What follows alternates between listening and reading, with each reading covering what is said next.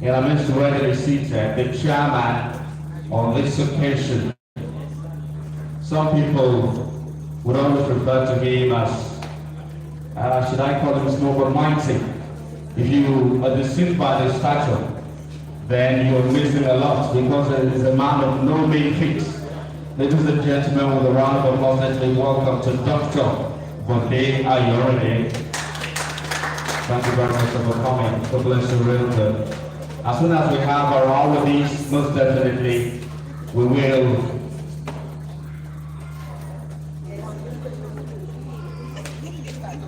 As the chairman of this occasion, I need to add this. I was actually saying that for the last four. It does not harm if I add it right away. He's the founder at Children's University. You know, a round of applause, ladies and gentlemen.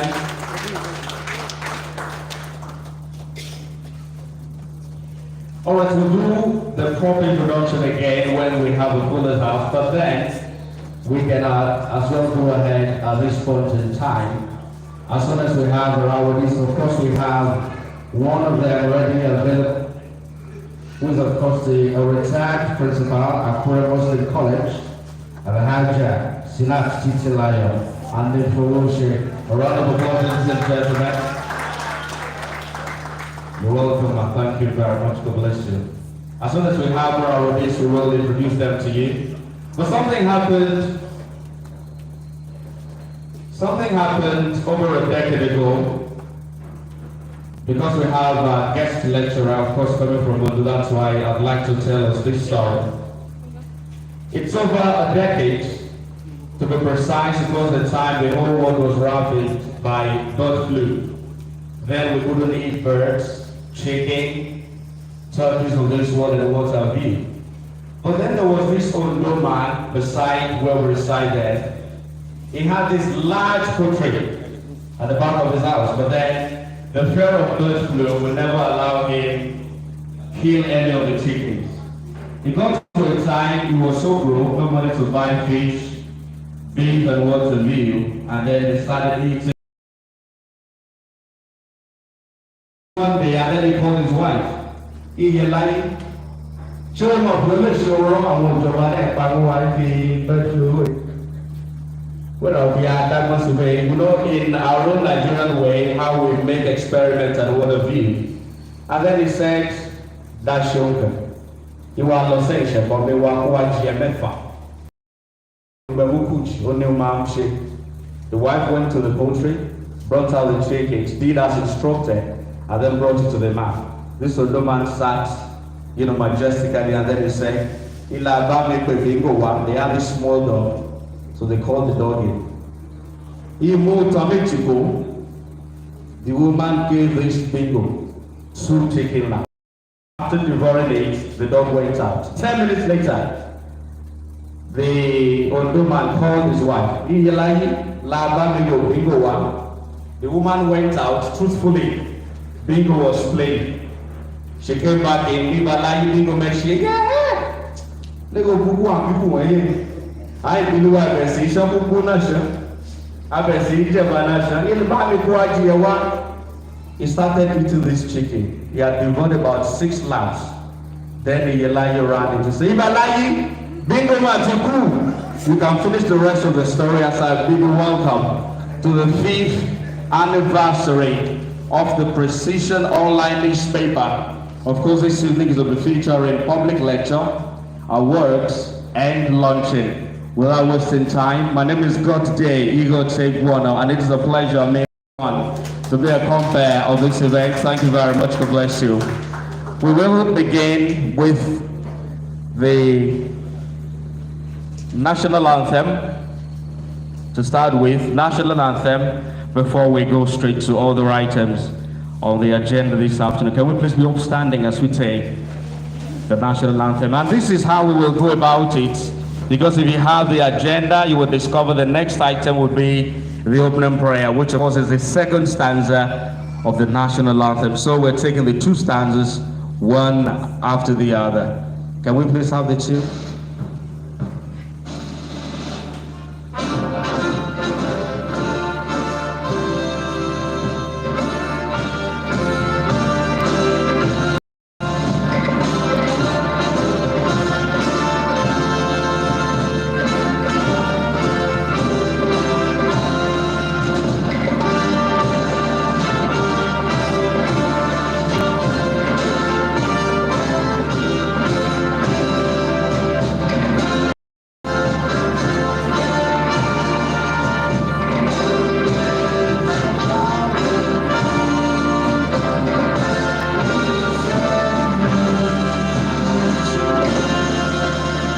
second stanza now.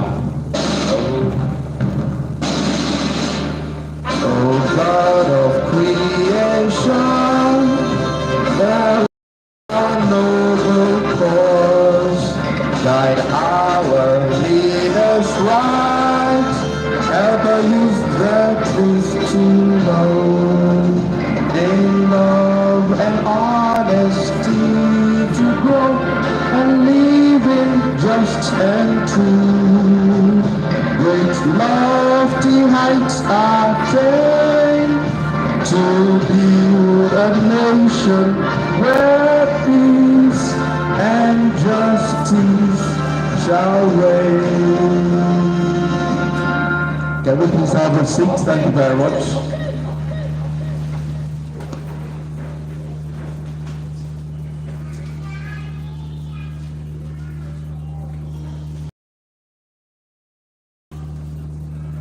The attendance slip, whoever is with it, please let's have it.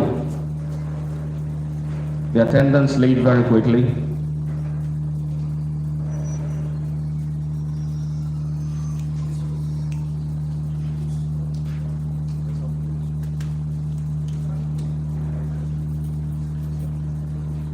Professor Amo from FUTA, Professor of Analytical Chemistry. Please want to up here. Professor Amo, a round of applause, ladies and gentlemen. He's a professor of analytical chemistry. Up here, thank you very much, sir.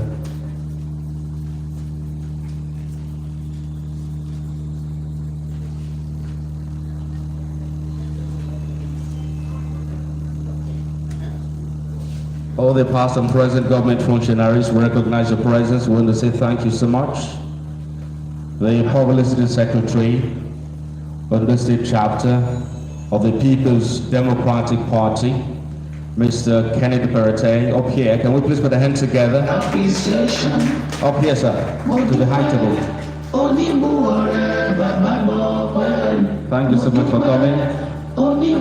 Thank you, thank you, thank you. A round of applause, ladies and gentlemen.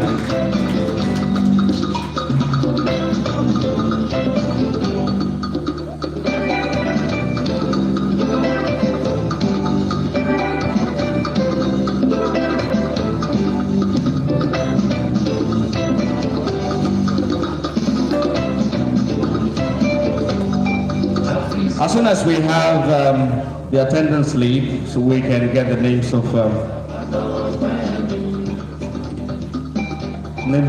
the dignitaries there so that we can do the proper introduction. But I can cite one of my bosses here, Mr. Sunday Ajongolo. A round of applause, ladies and gentlemen. Thank you very much for coming. God bless you, real good. Engineer Adegola, I can cite you. Thank you so much. God bless you, real good.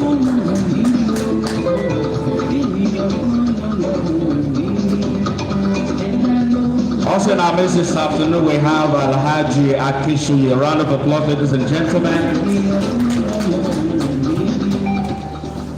We have Mr. Wale Obanegba, barrister at law. A round of applause, ladies and gentlemen.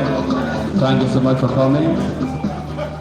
Dr. Rahman Abubakar from Rufus Polytechnic. Thank you very much for coming. God bless you. He's a man who pays attention to details. You can't see him where things are done in a wishy-washy way. Thank you so much, sir. God bless you. Real good. Alhaji Olagunju is here with us. A round of applause. Thank you so much for coming. God bless you. Real good. As soon as I have a comprehensive, okay, I think we have some of them. We have in the midst this afternoon, ladies and gentlemen, Alhaji R.A. Mohammed. A round of applause. Alhaji M.F. Amar is also here with us. A round of applause. Alhaji M.D. Ashwadu Bello. A round of applause, ladies and gentlemen. Also in our midst, we have Alhaji Adebunmitse. A round of applause. We have Elijah Olomopi, a round of applause, ladies and gentlemen. Alhaja Komalafe is also here. Thank you so much. A round of applause, please.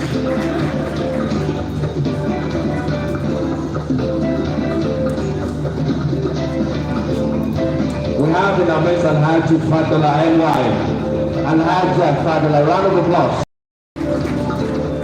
Also in our midst is Alhaja Lagupore, PA, a round of applause. Alhaja F. Juma is also here. Alhaja Afuncho RM. We also have Ayola Bashura P. Okay, that's the wife of the publisher Precision. We also have Alhaja Yari S.A. A round of applause. Alhaja Bidako Z.J. A round of applause. Alhaja Sanusi R. A round of applause. Arukayat, a round of applause. Also in our midst we have Mohammed Aminat, a round of applause. We also have, okay, I think we've done this earlier. Elijah Isaac Akikome, we recognize your presence. A round of applause. Alhaji Bakar is also here, a round of applause.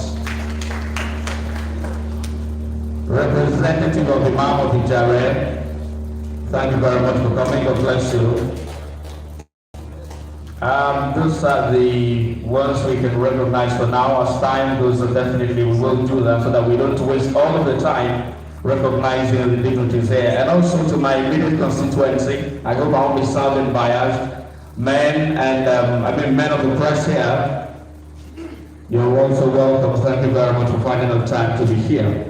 We go straight to the next item here, which is of course the opening remark by the chairman on this occasion, who is of course the founder at Achievers University, Dr. Ode Ayoni. A round of applause, ladies and gentlemen.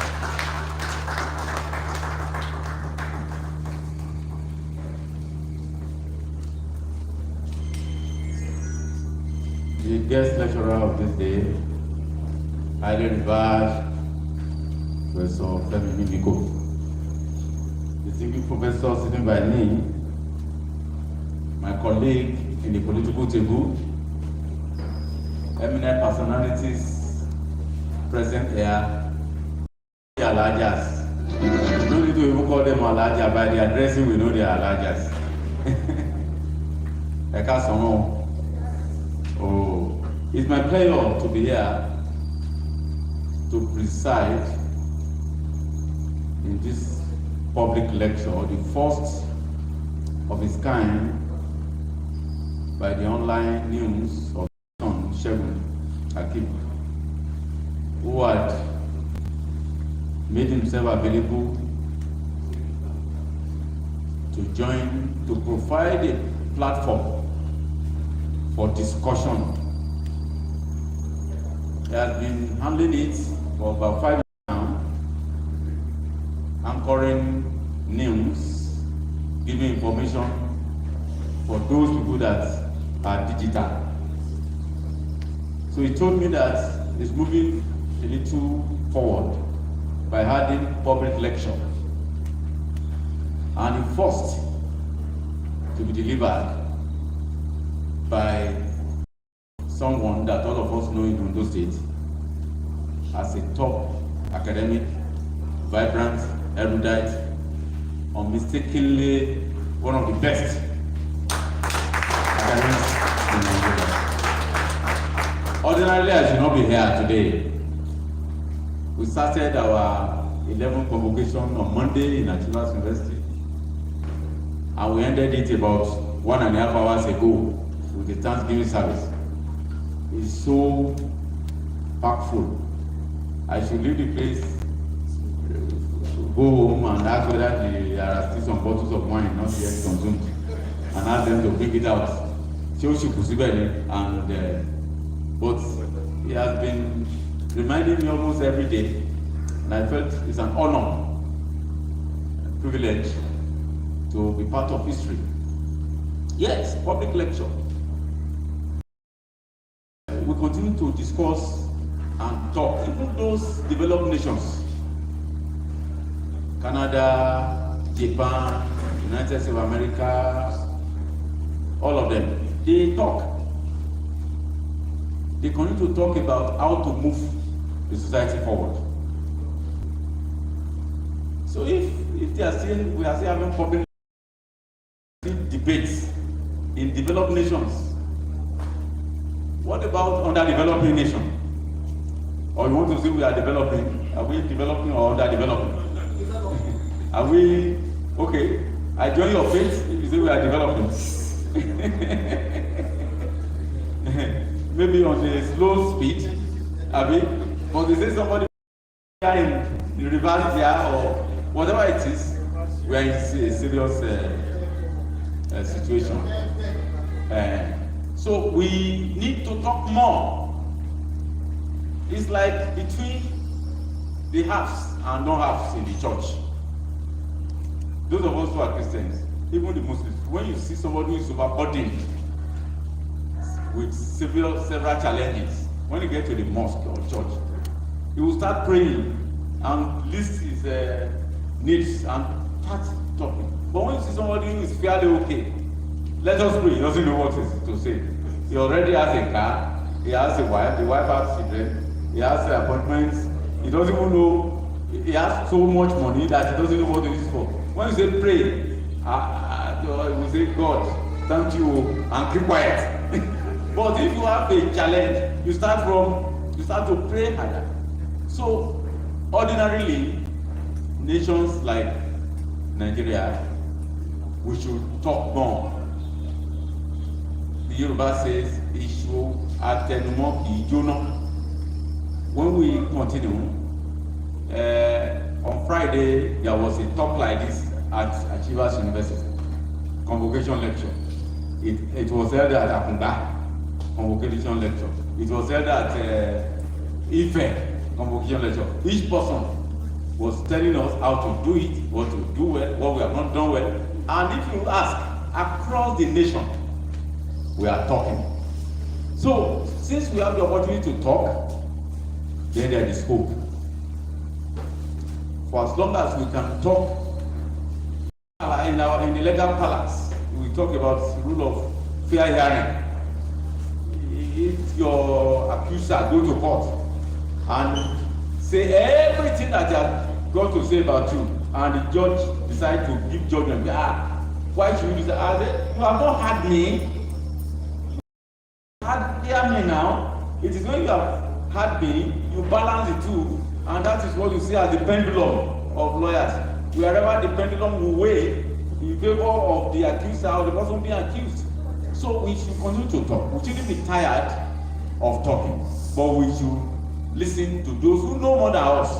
That is why I would say this gathering is a privilege. Some of our colleagues might be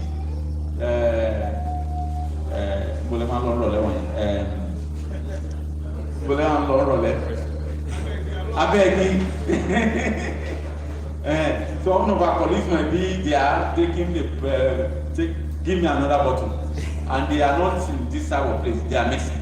Because we must also create time to talk. At one of the functions we have to talk, I made mention that call it lamentation. We lament so that God will hear us and our leaders will hear us. But when we stop lamentation, it means we are comfortable. It means there is no problem. So this is why this type of gathering is better than Abegi. Whatever time you spend there, you can return to Abegi. I know some of my friends that will turn to Abegi. I'm not pointing to you. But let us be here when we are here and listen to the topic. You must take something away, and therefore when you have the opportunity to be part of those who make the society move, you will have been loaded with your intellectual property. All these things that you have been hearing here and there, call it lamentation, call it public lecture, call it then you are loaded. You won't be prepare for opportunities So that when the opportunities come, you will be an intelligent person who have had this type of lectures, who have take homes on regular basis. So that when you even contribute, these days when you open the radio and they invite people to come and contribute to discussion, I will quickly put on my radio.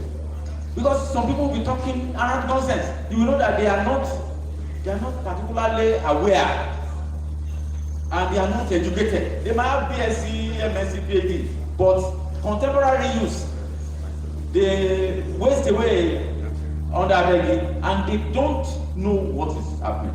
So I want to congratulate every one of us have received this invitation and have considered it important to join in this discourse. As we discuss here, discuss elsewhere, join. Let us hear your views. We'll get there. This nation has the potential to be great. Currently, is the 7th most popular nation in the world, but is the number 27th in growth path. It means we are lacking behind. 10,000 naira. I have 10 children. And that one dies. He has a property of 50,000 naira and 2 children. You know, the children of this one will be richer. So, as at now, our population is so big, the economy is $400 million, which is, we are still far to joining. So we must continue to talk because we have the potential to debate. I don't want to take over as a guest lecturer. I know I'm to preside as chairman, but I want to know that the chairman also is loaded. On this note, I want to appreciate you, sir, for finding time and for being one of the leaders that want the young ones to grow. Clap for the guest speaker. Accepting the invitation to talk, where my brother has organized this our lecture, shows your humility, shows your sound judgment. That what are you doing there? Some people will not even come until they are invited by father, mother, and child. I don't want to say much than that. But when you consider the status of my son and you accept this offer, before they declare the vote of thanks, I want to say thank you very much. So happy listening. God bless you. Another round of applause, ladies and gentlemen. Thank you very much, sir. God bless you. Real good. Now the great is though represented. Mr. Abiodun Kayode will be representing Babatunde Faro to receive his awards. A round of applause as he comes forward. Thank you very much, sir. Bless you. Also in our midst this afternoon, we have the Aruli Orisun, the MD, Ashifao Hospital, the President of Dr. Soli Oyelami. Can we please put our hands together? Thank you very much for coming. You can please come up too. Let's have you on the high table. A round of applause again. Also to join us on the high table here is a representative of Imam Ijare, Al-Haji Ahmed Abdusalam. A round of applause. Thank you very much. Now we're going straight to the lecture today. But for you to know the caliber of the guest lecturer we have in our midst this afternoon, I'll do a brief perusal of his biography here, maybe his profile, suffice to say. Femi Mimiko, eminent, is a professor of political science at Obafemi Awolowo University, OAU, in Ife, Nigeria. His research interest is in comparative political economy, international relations development, and transition studies, policy and strategic studies, and higher education governance. He earned 3 degrees, BSc Social Science, Political Science, 1982, MSc International Relations, 1984, and PhD International Relations, 1992, from Obafemi Awolowo University. He was SSRC MacArthur Foundation Visiting Scholar at the Thomas Watson Junior Institute for International Studies, Brown University, Providence, Rhode Island, USA. Korean Foundation Visiting Fellow, the Academy of Korean Studies, Seoul, Republic of Korea, and foundation visiting a senior Fulbright scholar and visiting professor, United States, USMA, West Point, New York, USA. He is recipient of the United States Military Academy Army Commanders Public Service Award 2004, University of Texas at Austin Africa Conference Distinguished Public Service Awards 2011, and Ibadan Cultural Group, University of Ibadan, TOFAC, Africa and the African Diaspora Excellent Leadership Award 2013. He is a member of Great Ife, an award conferred on him by the Great Ife National Alumni Association in 2010. For me not to bore you with a long list of the profile here, I'll just try and shorten it. Upon the completion of his tenure as VC, Femi Mimiko was appointed by the President of Nigeria to participate on the Senior Executive Course 37, 2015 of the National Institute for Policy and Strategic Studies School, at the end of which he earned the prestigious eminent in 2016-2017. He was African and African American Studies Associate at Harvard University, Cambridge, Massachusetts, USA. Femi Mimiko is a member of the Nigerian Institute of International Affairs, NIIA, Nigerian Political Science Association, NPSA, International Political Science Association, IPSA, Institute of Public Administration of Canada, IPAC, Africa Center for Security Studies, ACSS, Canadian Association of African Studies, CAS, Fulbright Alumni Association of Nigeria, FAN, and Alumni Association of the National Institute, AANI, where he also serves, among others, as the chairman of the Education, Science and Technology Committee. A delegate to the 2014 National Conference, Femi Mimiko is married to Pastor Ondo State Mimiko, a lawyer and economist. They are blessed with children. He holds the traditional title of Bobani of Ondo Kingdom, and is into gardening, ballpoint collection, and photography. He enjoys working out and is trying to hone his capacity in the game of golf and all the violin. His Twitter handle is Femi Mimiko. Ladies and gentlemen, I present to you our guest lecturer for today, Professor Femi Mimiko, PhD, eminent.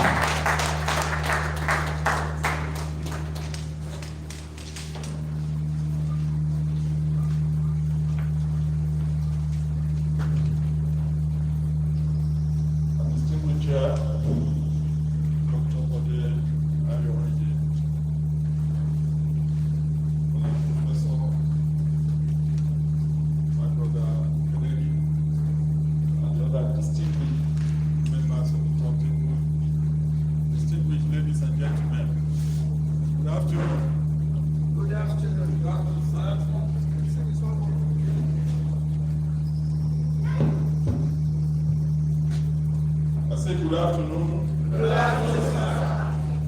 I wish you Merry Christmas in advance and a Happy New Year. I'd like to start by saying that I have great pleasure being here today to be a part of this celebration. And I want to thank the publisher of the Precision online newspaper for treating me what to be here today to give this talk. Before I go into my presentation, let me quickly acknowledge a few of my friends that also came with me. I have the honor to introduce Engineer Oke Ademola, former Director of Laws and Services of two leading universities in Ondo State. I graduated University at the time, and later University of Medical Sciences. Thank you for coming. Also with me is Alaji Ibrahim Makishi, a very good friend, of mine. I also have my dear brother with me, Akimu Ishita, is also here. I've also a lot of very distinguished people that I know very well. Permit me to just mention a brother and an in-law. I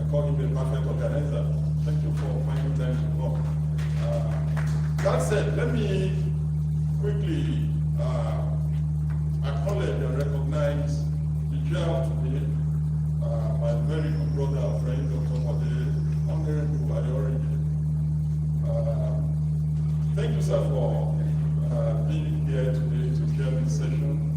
Dr. Adeoriji is somebody that I have admired for quite a long time. We've known each other for quite some time before he ventured into politics. So my commentary on him is not about his politics. Maybe Kennedy Berry is a better person to do that. I'm always fascinated by his exciting career and the courage that he has demonstrated over the years. When most people, I make bold to say, when most people never believed that the idea of private university was something worthwhile, Dr. Adeoriji launched out and set up Achievers University, which happened to be the first in this part of the country, in Ondo and the States. And for that alone, we know that he's a man of distinction. Several years later, a lot of people are coming on board. As we speak now, there are more than 90 private universities in the country. So Dr. Adeoriji is a trailblazer of sorts. What we represent. I've been a university president all my adult life, and so I know the challenges involved in running a university. And so when I see somebody who wears the cap of a proprietor, I know he's doing a yeoman's job. I pray God will continue to strengthen him. Let me just mention that when Sheikh Adebumiti invited me to come, it didn't take me too long to decide to answer his call, because I happen to be engaged on his decision engine online news, and I see the quality of what he has out there, different from what you see across the entire landscape. And I felt that this is a young man that has got some quality into this journey that people are lashing onto left, right, and center, and that one needed to get a bit closer to him, give encouragement, and to support the good work he's doing. And so it didn't take me time. So let me use the opportunity to congratulate the friend Sheikh on this very, very great effort that you are making. I mean, small wonder you are associated with Dr. Pasela and Dr. Bagari, who is also a trailblazer of sorts. So I understand how it is. So congratulations on the 5th anniversary. In fact, the quality of the planning that went into this celebration and the whole airways bombarded, my name coming to give the lecture, I knew it was going to be a very serious business. So once again, I congratulate you and I wish you well. Distinguished ladies and gentlemen, I've been asked to speak on a topic that says tottering on the brink of collapse is restructuring the way out of Nigeria's national development crisis. Tottering on the brink of collapse is restructuring the way out of Nigeria's development crisis. I take inspiration from the preliminary comments of the chair when he said that it's important we continue to talk. I was making a presentation some months ago to an audience in South Africa, and I made the point about the reality you must live with. When a problem persists, you must keep at it until you find a solution to the problem. And I gave an anecdote that when we were young, there in that virtually the house was swarming with a lot of people. And all of us, the kids, all of us, I'm not sure any one of us will be exempted. Our heads were always filled with lights, lights. And it became something like a recreational thing for our sisters. And we just sit through that, we picking the lights one by one, and they put it on top of the blade and they smash. And so the popular say that until lights finish from your head, this blood on the top blade must continue. So I said that to that audience, they couldn't really understand the point. I'm sure we do. Tell you, Tino Batolori. Nigeria is Tolori, so we must keep seeing this effort, like you said, and finding a way around these challenges with view to moving our country forward. Everybody talks about issues of restructuring, how is it going to be relevant to what we're trying to do, and all of that. And so there's probably nothing new that one is going to add to that debate, that discussion. Restructuring. I recall I started writing about restructuring in the early 90s. My first paper on that was published in the US in 1995. And so it's been an issue that we've been talking about on and on. So what I'm going to be doing today is not going to remake the arguments again that have been made. It's just to underscore a few things. The scientific dimension to the discussion I'd like to bring out. How do I mean? I'd like to make the argument that unless we do certain things will happen. It's not about whether one wishes for that or not. So that's the dimension that I'm likely going to be bringing on board on this. I asked the publisher how long he wanted me to speak. He said as long as you want to. He said, professors will speak for 1 hour. The average lecture will last for 1 hour. I try not to speak for 1 hour so that we will be able to attend to the other issues that are listed on the agenda. And so, talking on the brink of collapse is restructuring the way out of Western's development crisis. The first thing I try to do is to tease out the critical issues in this topic. Tease out the critical issues. Is Nigeria really torturing? Is Nigeria really torturing? Is it torturing unto death, if you will? If you are torturing and you find your way, you stabilize and you keep going. But some people may be torturing at the end of the day, they end up in grief. Is Nigeria torturing? What is the nature of the development crisis that we're talking about in plural time? What's the nature of the development crisis that Nigeria faces? And the principal question is restructuring the way out? And I ask this, by the way, what is restructuring? Why is it seeing some of restructuring everywhere? Why is everybody talking about it? This, for me, is the problematic that I will try to navigate in the few minutes that I'll be talking to this very august assembly. I once had the privilege of presenting a public lecture like this. I wouldn't say where, but they gave me the impression that I could speak for 2 hours. But by the time I started speaking, a lot of other issues came up that they needed to attend to. And somebody slipped the paper and said, please, just speak for 15 minutes. You prepare for a 2-hour piece, and you got the marching order to speak for 15. So I've learned my lesson. What I do is to let you know my thesis. What are my conclusions? So that if Chairman slips a piece of paper into my hand and says, the next item on the agenda should start, we will have known the point I came here today. And I quickly take you through this. The first one, I call them the 6 theses of this paper. I say, external development crisis confronting Nigeria are a function of the dissonance between the state and our society. The failure to get a suitable governance structure for Nigeria's plural society, thereby aligning the state with the society.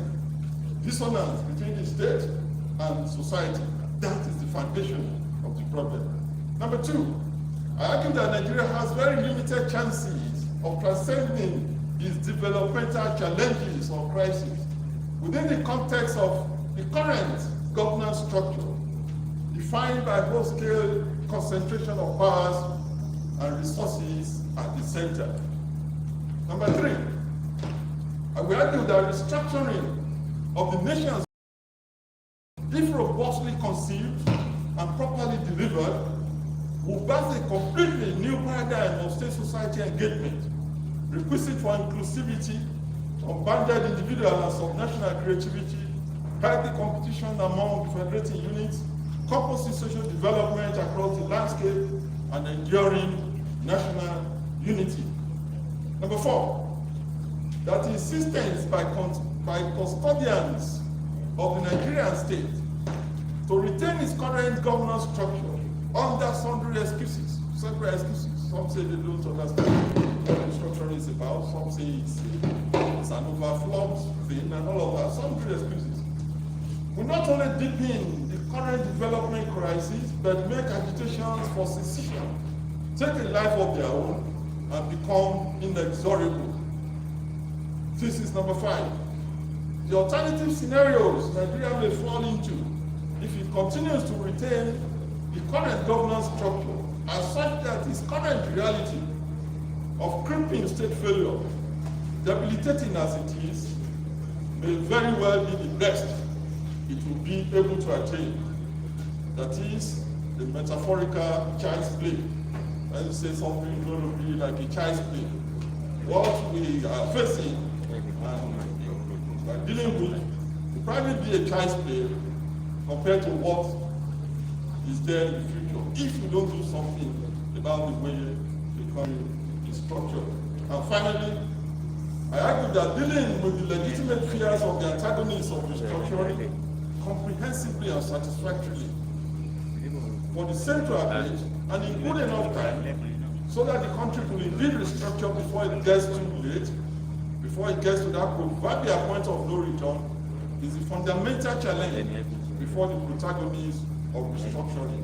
The point is that those who believe in restructuring must go, bend over backwards to canvass the argument and make those who have fears about restructuring to know that this is something that is a win-win situation for everyone and all of us. Now that you have my conclusion, I can go and try to navigate and get to the point one by one. And I'd like to start by saying that the theoretical framework I use is what we call structural functionality and state failure model. Structural functionality essentially is a theoretical model that says that every structure has a purpose for it. It's a function that is set up to perform. In many societies, those structures don't perform those functions. And so what we are interested in is what those structures do, rather than what they are supposed to do. Because ultimately, if you want society to be stable, you must get those structures to deliver on the promise, to deliver on the mandate that they have. I use a metaphor to characterize this, the metaphor of the water stanchion. I said the water stanchion that is supposed to carry your water tank. If it's not properly constructed, if it's rickety, when you put your water container on it, what happens? It's a question of time to collapse. Yes, the engineer is relating on that issue very well. So if the water stanchion is not properly constructed and you put your water tank on it, it's a question of time. It's not about prayer. It's not about whether you wish so or not. It's something that will happen inexorably. The other one talks about state failure. I have argued that the situation of state failure talks about 3 dimensions of dysfunctionality. It's possible to have a state that has failed completely. It's possible to have a state that is failing. It's possible to have a state that is inexorably going to fail. What we mean when we say state failure, we're talking of a situation in which the state, the most important agency of the state, by the way, is the government. But the state is bigger, rather than the government. It is incapable of providing governance. It's incapable of providing governance no more across the entire length and breadth of the social formation. You say you have started seeing evidence of failure. It manifests in a situation in which non-state actors contend with the state, not just for space, but indeed over the legitimacy and over legitimacy that the state alone is supposed to have. When you have non-state actors, for instance, taking over some swatches of land of your country, and you are not able to drive them out, the more they accomplish this, the closer you are to failure. When you have citizens of your country, rather than being loyal to the state, they begin to give their loyalty to sundry agencies, either out of belief in what they represent or out of fear or whatever. Then you say you have started a situation of failure. And I argued also that when the state is on the path of failure, and there's no intervening agency to pull it back, it's almost a foregone conclusion that that state is going to fail. I also have noted severally that there's no state that is too powerful to fail, a superpower failed, United Union of Soviet Socialist Republics. There's no state that is too old to fail. Among the states that have failed today are the oldest, are completely out of functioning. They are dysfunctional almost completely. That is the theoretical framework within which you're going to look at this subject. In the social sciences, we are interested in the framework. It's like a mold. When you want to make a block, you first of all design the mold. It is the mold that will give shape to the substance that you put into it. And so that's the framework that we have chosen to use in trying to understand the nature of this subject and trying to understand the arguments that will be. Now with that, I go on to quickly talk about the nature of Nigeria's development challenge. And you recall that Nigeria has a population of more than 200 million people now, with a GDP of close to $500 billion, is the largest single economy of the continent of Africa. We started out in 1960. If you don't want to go to the pre-1960 era, through a very long process of negotiation for decolonization. At the end of the day, Nigeria got its independence on the basis of a three regional structure: the northern, the eastern, and the western regional structure. In the context of federalism, here the federal system we got was a bit warped, in the sense that the Brits, for whatever reason that we're not going to go into today, decided to imbue one of the three regions with greater power and the other two combined. That, in the theory of federalism, is a no-no, it's a misnomer. Ordinary federative units are supposed to be co-equal. But when you design a federal system and you give half of representation in the federal parliament to a region, you have distorted the federal system. Even so, the federal system we got afforded the region some degree of autonomous action, which made it possible for them to take independent or semi-independent courses of action or courses of development and public policies that changed the entire landscape. But because of the inability of the immediate post-colonial leadership to manage the conflicting tendencies that we had in the country, the military came in 1966 and thought of putting in place a completely new way of doing public, running the public space.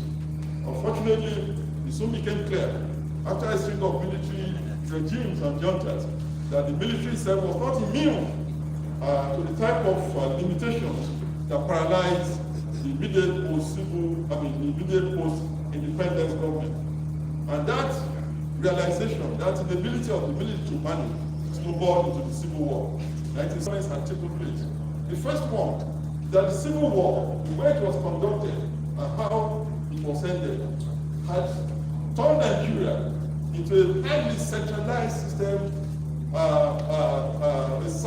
highly centralized system of social formation, if you will, because the military itself that had taken over a few years before then is a hierarchical organization. They don't even need to do anything to ensure that the nation follows in that pattern of hierarchy from top to bottom, or like a democracy where we're all equal and we have one equal stake. It's not like that in the military. And so by the time the Civil War was ending, the structure of governance had completely changed from what it was. I'm sure, and I make this point presently, that if those who fought the Civil War knew that at the end of the day, the centralization of power that we had was going to be complete and total, beyond what we had prior to the war, they probably wouldn't have fought the war. Because the war made it completely clear that power had become located at the center of Nigeria. The other thing they did was to embark upon a program of state creation that again started the concept of federalism. The Brits handed over 3 regional structures. By plebiscite, we had a 4th one, and then the military came and they began to pursue, they began to create states, many of which were meaningless in terms of their viability and all of that. Because of that, the center again became inevitably stronger than all the federative units combined. And the first thing they did was to seize control of the resources of the country and put them in custody of the federal government. The most distinctive instrument they used for that was the Petroleum Act of 1969, that in one fell swoop took control of all the resources and put them under the management and the control of the federal government. And of course, the country became awash with petrodollars. Nigeria instantly became the Father Christmas, paying salaries of it's ironic that in many states of Nigeria we can't even pay salaries. The time there was, Nigeria was paying salaries of school servants in the Caribbean. We were dropping money all over the place because the bank was awash with petrodollars. Unfortunately, the crude oil, beyond lining the pockets of the elites, didn't translate into something substantial in terms of economic development for the preponderance of the people. We embarked upon what we call the import substitution industrialization model, setting up factories that will assemble completely knocked down parts that were imported from Europe and America and Asia, CKD. But that form of industrialization program will work if you have resources, foreign exchange. We quit to buy those things and pack them. We want tissue paper, we buy them in bundles, and we get here, we cut them into pieces, and we say we are manufacturing tissue paper. We buy audio parts from France, and we take them to Kaduna to assemble, and we say we are producing vehicles. That type of industrialization program will survive if you have, the foreign exchange coming in to buy those completely knocked down parts. By the early 80s, we had a crisis in the international crude oil market, and the prices collapsed, and that had immediate implications on the economy. And we began the program of experimentation with austerity, with stabilization, without much that came out of such. And then we had in 1986 a paradigm shift, as it were. The paradigm shift of sorts when Babangida led us into the neoliberal structural adjustment program under the careful watch of the IMF. It was supposed to be a program that would substitute the market mechanism for the state, and it was going to be that was the argument, a big boost to the productive sector of the Nigerian economy. Unfortunately, after 8 rigorous years of implementation, we found out that the Nigerian economy did not respond as expected. By 1999, we began a program of democratization. We had periodic elections. One of them was quite consequential, that an incumbent lost and handed over. But the promise of democracy is yet to reach the average Nigerian. And accounting for this negativity are things like a very fractious elite, an elite that is always at each other's throat, a convoluted electoral process where people can give money and get elected, where people can fire guns at police stations and get elected, shifting political party systems that are not parties in the real sense of the word, but they are just vehicles for people to accomplish personal and collective aspirations and ambitions. And of course, we have mass alienation. I was reading about the election of one of the countries in the Caribbean a couple of years ago, where we had 70-something% turnout on election day. The last election we had here, turnout was less than 40%, which is an indication that people are getting disenchanted with the so-called electoral process, and they are withdrawing into their shares. The point they are making is what difference does it make anyway? And that reminds me of the situation in Kenya just after independence, when the people waited and the promise of independence didn't come, and the Kenya began to ask, when is this independence going to go away, so that we can begin to live our lives again? I hope it hasn't gone to that, where people will begin to ask, when is this over democracy going to go, so that we're going to be able to. We have seen a number of Nigerians are very creative people when you see what they do on social media. Somebody said we bought petrol at 167 or 162 under corruption. That outside of corruption, we are going to buy for 340 something. That's the whole idea. That the Kenyans are saying, why return us to where we were before. So that again is the situation that we have in relation to democracy. This is not to suggest, and I repeat, this is not to suggest that any other thing is better than the democratic path. For me, I have always felt and I have always argued that it's better to be on this democratic path with the possibility, that sheer possibility that we will one day get somebody that is the type of leadership that we want installed in office. It's different from the military or an authoritarian system where you wake up and you are told who your next president is. So whatever we are saying is not to suggest that something should replace democracy. Democracy, I believe in what Chancellor calls science of modeling through, that you continue to model, continue to find, just like you see when water is running in train, and you see a piece of paper, you keep managing until it's able to flow. If we keep at it, we'll probably be able to get there someday, but we're not there yet. That is the nature of the development crisis that we're talking about.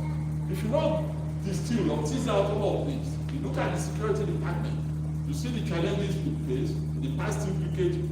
We have approximated a very unsafe terrain. There's no question about that. Killings take place every day. The human life in Nigeria has become suddenly so cheap that we don't even bother to make use of them anymore. The United Nations says 350,000 began this campaign about a decade ago. They said, however, that 314,000 out of those died of indirect causes, but also linked to the reality of the insurgency represented by Boko Haram. Sundry non-state actors now effectively compete with the state over space. In fact, they have begun to institute some alternative governance scheme. A situation where these non-state actors, bandits, call them Boko Haram, call them kidnappers or whatever. They now collect taxes from people. They now set up some form of administration. They institute a system of quote-unquote justice. They install and remove leaders in a country that still claims to be a vibrant and a state that is functional. That is the nature. A good degree of territory in some of the states across the country are out of bounds to state officials. And it seems that we're getting overwhelmed. As a matter of fact, the Minister of Defense, the Minister who is a retired general, said this in April, that our nation was indeed bleeding. It's significant for me because way back in 2018, I wrote a piece for Tribune, which was titled, "Our Nation is Bleeding." And I made the call that something had to be done. Now, 3 or 4 years later, the Minister for Defense not only said that the nation is indeed bleeding.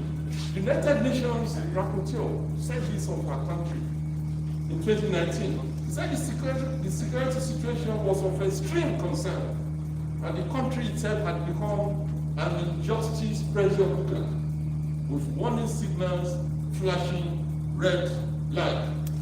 That's the way Agnes Kalaman described the situation in the country. And security is also about human security. It's not about the hard dimension of security alone, when that's by administration of justice, its actions and all of that. Human security talks about a people-centered approach to security that links development to security. When people are no longer feeling secure, when people cannot move from one location to the other without having to use some rituals so that they'll be able to get through, you begin to have challenge to human security. I said of it elsewhere that it equates a situation in which the conditions that undermine personal security or stoke up fears in the minds of the citizenry are contained or eliminated. It consists in isolation of individuals and communities from circumstances that strike at the very heart of their sense of personal security, including non-existent or marginal access to material means, without which livelihood is practically meaningless. It is a guarantee against, among others, loss of self-confidence and human dignity, attenuation of choices, and highly compromised form of existence. you agree with me, distinguished ladies and gentlemen, that this type of security situation that I just painted does not exist anywhere today, except perhaps in some official residencies of chief executives and top echelons of the National Assembly, Chairman of there's no, even Abuja that is supposed to be the bastion of security, Abuja that is supposed to be the place most guarded. Now people go into hoodlums, go into people's houses and they do whatever they do there and kidnap people. Well, I recall at the National Conference in 2014, I stood up to make a point. I said it seemed to me that the proponents of the weapons, small arms and light weapons, out there were in the hands of criminals. They were in the hands of criminals. And I made a suggestion that almost brought down the group. I said we should think about changing our constitution so that we can have the right to bear and to use weapons. The whole place, Opera, BBC, you for me all over Abuja that day to interview me and ask why I made such a suggestion. But what I said in 2014, the reality is here. If a fool comes here with a toy gun now, we will become sissy. We will be shaking. But you are all of us. That's the reality. That's what we have gotten into. Because we are just powerless as individuals. And so I leave that hanging, whether it's not something we should interrogate more closely to be able to determine if it's the way to go. The economic dimension of the crisis, again, we've spoken about that. We don't need to go back to that. By World Bank statistics, which has been confirmed by the National Bureau of Statistics, about half of the population now lives below poverty level, in extreme poverty, and that has made us the capital of poverty in the world. 13.2 million of our kids that should be in school are roaming the streets, and we are comfortable with that. And we claim that security has broken down. 13.2 million. So imagine what those ones will become in 5 years. 13.2 million. I did my calculation some time ago. I discovered that population is higher than the population of more than 80 countries. The number of children that we give birth to that are roaming around. Of course, they say 33% of our people have no jobs. Inflation, 70 million of Nigerians are functional illiterate.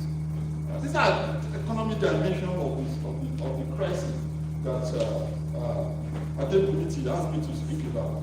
Of course, we also can talk about the nation-building challenge and the nation-building crisis. And I argue that to the extent that lack of purchase on the part of the state on security and welfare issues go here to reproduce mutual suspicion, narrow subnationalism in the nation, and demonization of diversity, the nation-building agenda of our country, which sought to engender a more attitudinally unified entity out of the disparity of cultural collectivities that we have, has practically collapsed.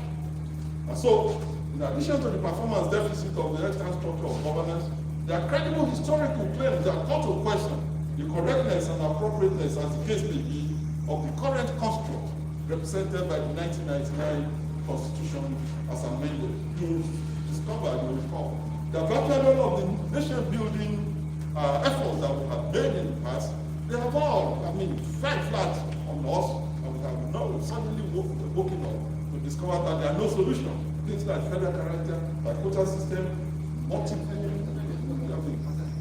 state creation exercises, 774 local governments. All of these people have not united Nigerians more. I'm not sure they have. I'm not sure.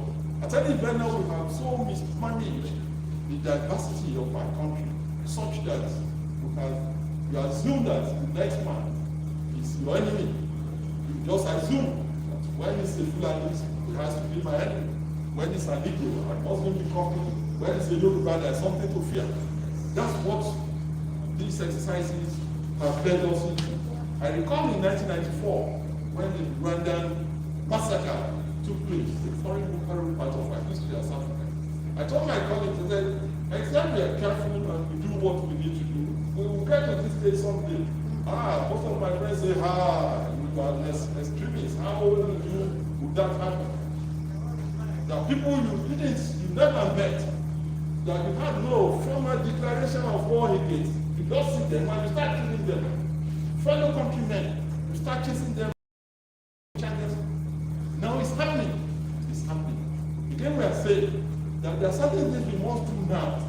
If what we have now will not be the best that is possible going forward. I made that point earlier, but I'll come back to that again. Leadership recruitment. We also have challenges, part of the development crisis that we're talking about. The nature of this governance structure and the electoral system we have created has made it practically impossible for most Nigerians to be participants. Practically impossible. When they signed the lady not too young to rule act, it was obvious that it was tokenist, just something to give to the world. Because I mean, how will a youth that is passionate about development of his or her community raise 22 million to buy a form to contest an election? So it's one of the bourgeois rights that we are giving under liberal democracy that they do not make any meaning. And so the structure of governance, the structure of electoral system we have created under which yoke we operate has virtually made it impossible for genuinely interested to be able to get anywhere. There are situations and positions where they'll be able to make a difference. And so we begin to recycle the same people who are mentally tired, no new ideas, and we're not getting anywhere. And as I said, we're just comfortable. How can the people have 13 million of these on the street? And nobody has thought of declaring this as a national emergency. That will mobilize all of us and say in 1 year, we must educate all of these people and bring them into school. It's just costing like an entrepreneurial food that was flipping away when his empire was doing what? His empire was working. The bottom line to all of these distinguished ladies and gentlemen, and the point that we are making, is that the Nigerian state as presently constituted has demonstrated what I call the apparent lack of capacity to deliver on the more basic promise of nationhood, that is administration of security and welfare, deepening of national unity, and promotion of a development of a leadership recruitment process that emphasizes development, that emphasizes clarity of vision, social commitment, courage of conviction, and commitment to merit, fairness, and inclusivity. Some of the manner in which these structural crises have manifested are corruption, nepotism, cronyism, moral depravity, prebendalism, value migration, and what have you. These are but symptoms of the fundamental structural deformity from which the country suffers that we spoke about earlier. You'll be surprised that for me, corruption it's not the fulcrum around which everything runs. When you hear analysis, people say, Nigeria is too corrupt. If you don't get out of this rule. Corruption is a symptom. The fundamental thing is we have dismantled lead us to where. And I give examples of what it was when I was an undergraduate, when people would put the articles of trade on the floor, they write there what you need to put to pick one, and they leave some things all over our campus. Young men and women who will go there, you put your money, you pick what you needed, you pick what exactly is the change, and you go. And you that location will come back later in the evening to pack its funds, pack the remnants of it, and everybody was happy. It's the same Nigeria. Now can you do that today? In Nigeria where people now slaughter their own mother to make money. And so, what happened? It wasn't that you have always been like this. Something happened that brought us into this. These values are regretted. And we are celebrating some other things that we used to celebrate, other than the things we used to celebrate. And so, that goes to emphasize, to make the point, that corruption is a symptom. It's not the fundamental challenge. Get things right, and everything. I speak often about my friend in the United States, my older friend who organized a conference. And at the end of one of the conferences, more than 400 participants from all over the world. I keep saying this because for me it's significant.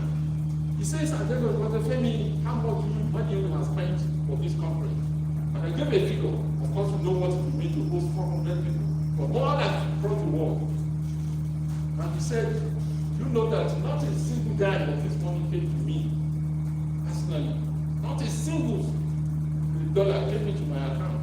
He said, because all you needed to do those who are going to support what you're doing, you give them the account they pay the money. If it's hotel accommodation, they pay directly to the hotel. If you need wine, they buy the wine from the distillery, they don't give you the money. The implication of that is that when the money is not with you, the chances that you have the money to steal and reduce are limited. But when you put all of those money needed for that conference in the hands of one man, you can imagine what will happen. And so if we create a structure that functions, that works, corruption will begin to enter out of our system, because it has not always been the case that Nigeria has been this corrupt. There was a point where we missed it, and if we go back, we begin to reclaim that lost glory. That's the nature of the situation we're talking about, the development crisis. The vice president of the country himself was quoted to have said, and I quote, "As a nation, the threats to our corporate existence are today unprecedented and hitherto unimagined." Unquote. That's what the vice president will need any further commentary on the very grave challenge that we're facing as a nation. That is about the nature of the development challenge. I'd like to very quickly have this before I move to the next thesis. That there's nothing that we're facing today that is peculiar to us.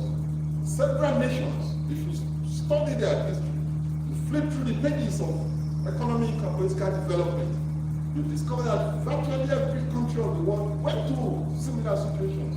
The difference is that some points, some states, some countries will step in and say, "Enough of this, let us reshape, let us find a bearing," and you see the whole situation turning around. I've studied so many countries. I've seen the way they went about their development enterprise. I looked at Taiwan, because when the companies moved into China, that China moved into Taiwan, and because if we don't quickly buckle up, these Chinese communists will invade us. And that was how they started building their country. It was when Park Chung-hee took over leadership of South Korea that he said, we can't continue like this. One of the poorest countries in the world. That was in 1961 or so. 1961, 62, 63. Took the country as if by a single individual and did a turnaround. And the country is where it is today. South Africa will have collapsed completely into a monumental embarrassment to the whole world. If the black at some point did not sit back and say, "Come on, this system we have in place for several years is not going to survive. Let's find something to do about it before today." Because that Mandela from prison decided down to discuss, they moved the country deliberately away from apartheid. That's why you still have South Africa today. You probably have the worse than in Syria. If that man had not taken that very important step that he took in 1994. But the point, really, is that the fundamental basis of this dysfunctionality we have painted, the fundamental basis, is the corralling of highly plural society into a centralized system of government, which not only denies the place of cultural specificities conducive to development, but serves to demobilize the people, inhibiting their abilities as individuals and communities to drive their own development. That's the fundamental issue that we have, that we're dealing with, that makes our system so dysfunctional. And I have argued that as individuals, you can only do so much in a system that is suffocating you. Even as private individuals, I'm sure you know how many businesses have tried to survive, that the system collapsed, that the system practically destroyed, because the system is more or less a predator that predates on the people. People succeed in spite of the state, in spite of the Nigerian state, not because the Nigerian state gives the type of support they require. Because if you haven't been paid for 13 months, how are you going to live your life?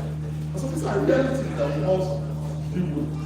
It is therefore tried that a polity composed of a multiplicity of ethnic nationalities and cultural forms is best administered with a federal constitution predicated upon the principle of power sharing among the central government and subnational units in a manner in which they are and independent, thus guaranteeing unity in diversity.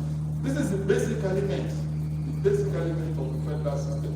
After federalism that graduated level for so many years The basic thing about the federal system is that collectives, ethno-national or religious or whatever, that are different from each other, they want to maintain their uniqueness. And theorists have said it is possible for them to maintain this uniqueness even while being part of the country. That's what we have in a country like the United States, that is a salad bowl. It's like a pot of soup. You see the Jew, they will still do their Jewish festival. They will still observe their Jewish culture. They will still pledge loyalty to Israel. But that doesn't stop them from being Americans. The Irish Americans still associate with each other up to today in the United States. But that doesn't stop them from being Americans. And so when you create a system that tries to deny the fact that we are different and pretends that all of us should be and must be the same, you begin to have problems. Mutual suspicion will set in. I become afraid that my own culture is going to be marked upon. You become afraid that your own territory is going to be stolen from you. And that becomes the basis of our engagement one with each other. If, however, you have a federal system that says you can afford to continue to be a bottle of water, when I continue to be a bottle of beverage, then we all must be called drinks. And we have a central government that just pretends over some of the minor issues that each of us is not able to handle alone. You're not able to have peace. Because then I will not threaten you, your culture will not threaten mine. But a situation where you say we must all be one, we must also think alike, we must also look alike, dress alike, eat alike, and do all things alike, in a society that is basically and fundamentally heterogeneous, you have problems. That is why countries that started out for different historical reasons as unitary countries, they are all now moving, they are migrating, they are transiting into federalism. They may not have called it that way, but the fact that Wales, the fact that England, the fact that Scotland have their different parliaments is an indication that even Britain is moving in the direction of this. Because that is what theories say, that you need to have unity in diversity. That is what we have thrown away when we took on the military as government that imposed a structure that is at variance with our society on this land, and the crisis that we have had have continued ever since. It is the failure of this structure, this water stanchion, its inability to help. If you live in a state that is no longer able to guarantee you basic protection, if you reside in Abuja, you are no longer sure somebody will knock your door and snatch you into captivity. If you cannot move from one location to another, if you have to pay taxes to people who challenge the authority of this, and we are not able to do anything about that, then you know that the system we are running requires some more attention. That's the basis of the argument for restructuring. For me, I say it is a process of recasting the governance structure in a manner that moves it in the direction of a more robust and functional federal system. That's what we need. That's all that it's about. Because it's been demonstrated.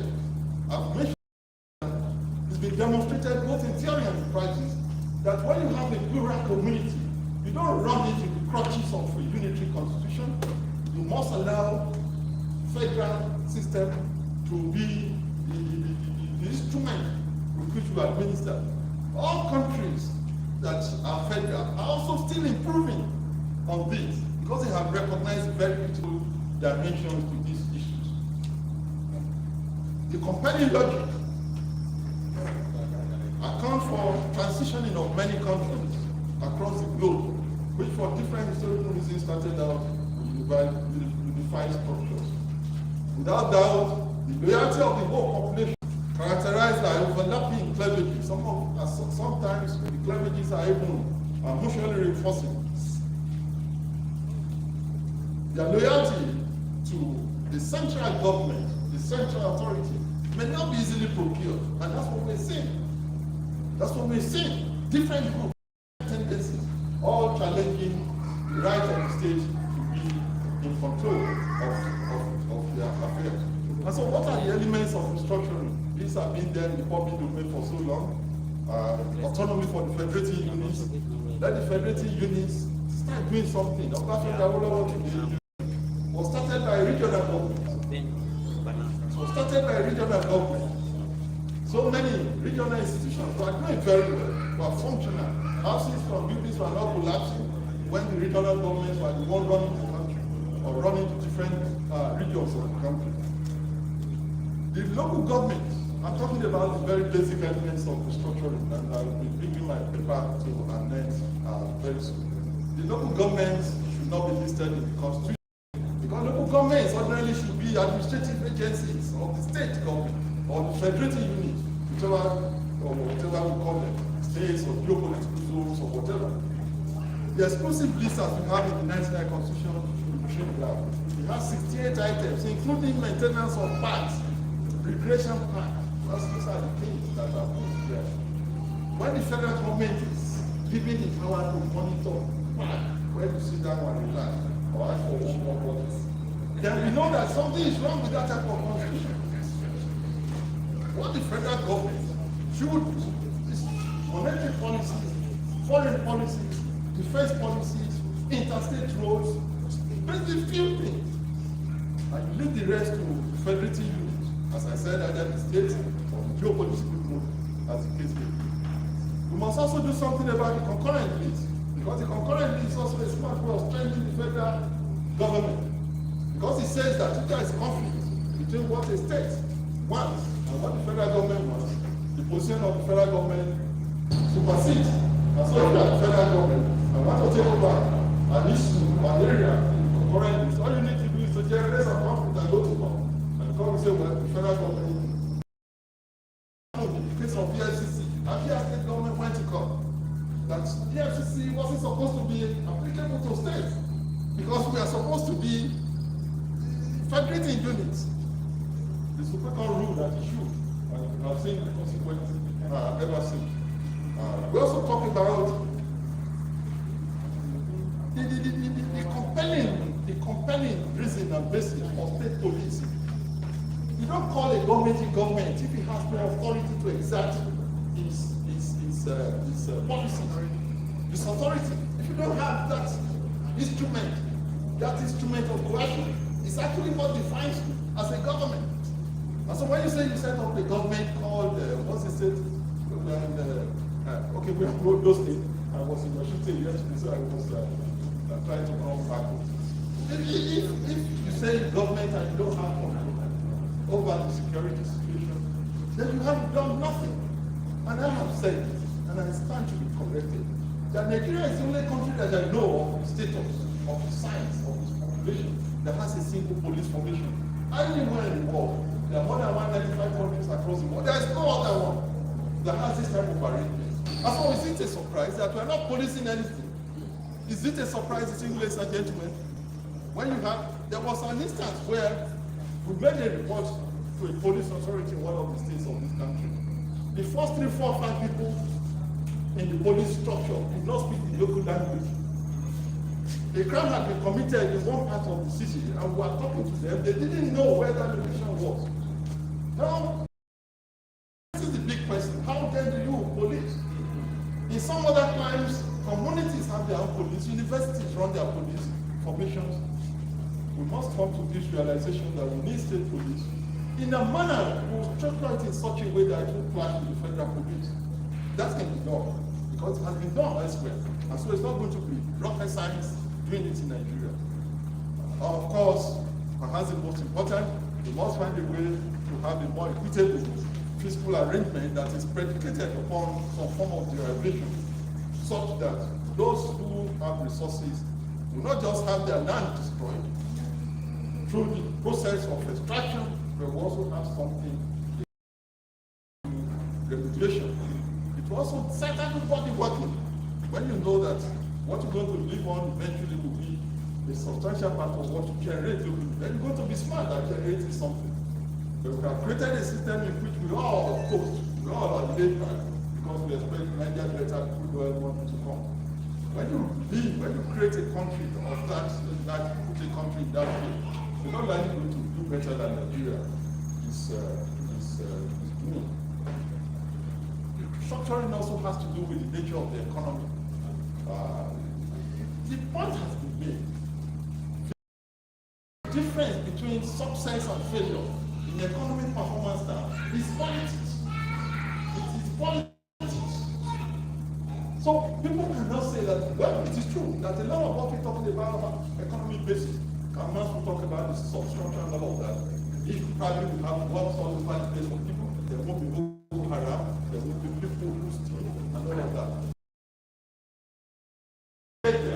With this structure of politics, with this structure of governance, so we must first of all retool the structure with which we govern the country before our economic policies will become functional.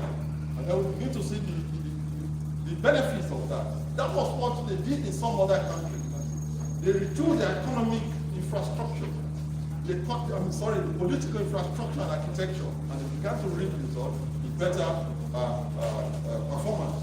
This has been the economy. Again, as I said, a lot has been done and written about this, and I do not want to bore you about that. The big question I've asked, the final one that I asked, can Nigeria be salvaged? In spite of all of these things, can our country still be salvaged? And I argue that the possibilities may be limited. Indeed, further receding now, but there's still a chance that the country may be put back on the path of failure. Why do I say this? I just highlight a few of the reasons why I say this. Number one, there's so much resourcefulness that the youth of this country have demonstrated. You don't have a people with young population this raging, this imaginative, and to keep them there forever. And so something that I know, there are some points as these youth continue to have the opportunity to demonstrate this creativity that they are due with. And some of them also are privileged to get into positions of public office who begin to have some possibilities of reversal away from the precipice. Number two, I also argue that virtually every Nigerian knows that the situation we are is not the best for us. Every Nigerian knows that we should be somewhere different. Even those who benefit from this system, they know it's better. That for me is the basis for mobilization. If you have the right type of leadership, with the right vision, that courage of conviction, we can be able to use that as a basis for mobilization. Because we don't do development outside of the people anyway. The people are the engine of development. So when everybody believes that it's possible for this country to improve, this is not the best for us. It therefore means that if you strike the right chord in each and every one of us, you get us to work for you like one man, and begin to make the bank and do well by our countries. I also noticed that some of the critical stakeholders that were antagonistic of this idea of recasting the governance structure, yet they are coming on board. They are getting converted. I see people like Governor Kosari, Governor Tambuwa, all of them are talking about the need for state police, for instance. All of them talking about the need for restructuring. Even King Gideon, that works closely with our president, said a few weeks ago that indeed Nigeria is negotiable. I wrote a piece on that. That if King Gideon is saying this, that I hope it was talking for the custodians of the state. And if that was the case, then we are on to very, very. If now we agree that we can sit down and talk about what we want and do it in such a way that it will be pleasing to all of us. And then if we are going to do that, then we have come with them. I also suggest that now we have recognized that the most important element of diversity is ethnic differentiation. A lot of these issues in diversity, it's possible for you to tinker with them, even though people change sex, don't they? Yeah. You walk into where do they do operation? The theater, and get yourself turned from a man to a woman. You can do that. You can choose not to speak the language of your forefathers and mothers and adopt another person's language. But there's not much we can do about the fact that you are Yoruba man from Akoko. Even if you bleach your skin, it doesn't take that away from you. You understand? Michael Jackson, you saw how he turned himself into. He didn't change the fact that he was a black man. That is a fundamental basis of differentiation that other nations have used to advantage. That we also must find a way to use to advantage. And so because we're realizing that it doesn't matter. It doesn't matter how well-to-do you are. Those elements of your ethnic nationality orientation. Jefferson Sachs says that this century is the century of nationalism and self-determination. And it's not going to go anywhere. You can't shoot it down with guns or tanks. The best thing to do is to find a way of building the government structure around that reality. As someone canvassed several years ago, so that you're able to have stability that you need to do economic development. I'd like to build scenarios, but probably because of our time, I won't bother us to go into that. But something tells me that if we don't restructure, that the present situation we are in will probably be the best we have for several, because the consequences of staying on this path, the consequences are great. The consequences are great. One scenario is what I call Czechoslovakia or USSR, where people who came to the realization that it wasn't possible for them to continue to be together anymore, sat down and dismantled their own countries. From the Soviet Union, you have 15 different countries. From Czechoslovakia, you have 2, and they are living in peace. They are doing well. They are doing well. That's an option. There's a second scenario, what I call the Singapore, Malaysia, or Indonesia state formation movement. That's what I call it. At a point, the Malaysians felt, why is this Chinese-dominated chunk of territory called Singapore trying to push around as if it was the most important in the world? They drove Singapore out of the Federation. That was how Singapore was created. That was what Otoka wanted to do. He said it was throwing some 6 states out of the country. That's why I call it the Malaysia, Singapore, or Indonesia state formation model. That's one thing that will happen because it happened before. If Oka had succeeded, conjectural, well, we have been to it. Another scenario is what I call Yugoslavianization. This was a situation of violent fracturing of the country, a longer existing and newly emerging fault lines, consequent of one complete loss of control over the centrifugal forces plaguing the nation. This could happen with different degrees of violence, different degrees of non-violence.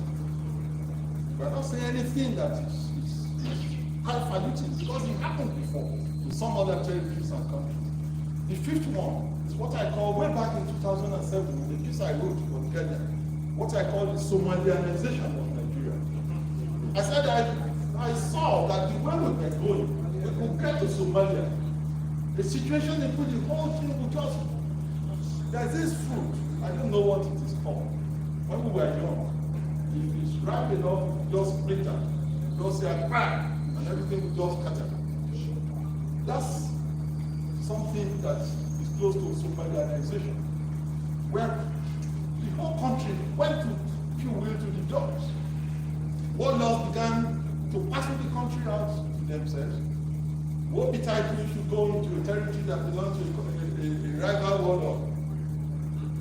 As I said in 1994, when Rwanda happened, and we said it could happen in Nigeria. People said never.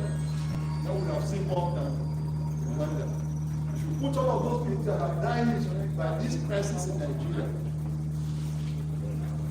how do you say Rwanda was a child's play? So there's nothing that says that any of these things. This is not to say that we want these things to happen. And that's where the scientific dimension that I spoke about earlier comes in. It is that if you do not do certain things as a country, the consequences are this and this and that. As I said, it's not new. It happened before. A superpower that had nuclear weapons, with a nuclear weapon in 1945, The Americans slaughtered 250,000 Japanese with a single bomb. In 1945, you see how they have modernized it today. Now a country that had several of those bombs did not stay together. They broke into pieces.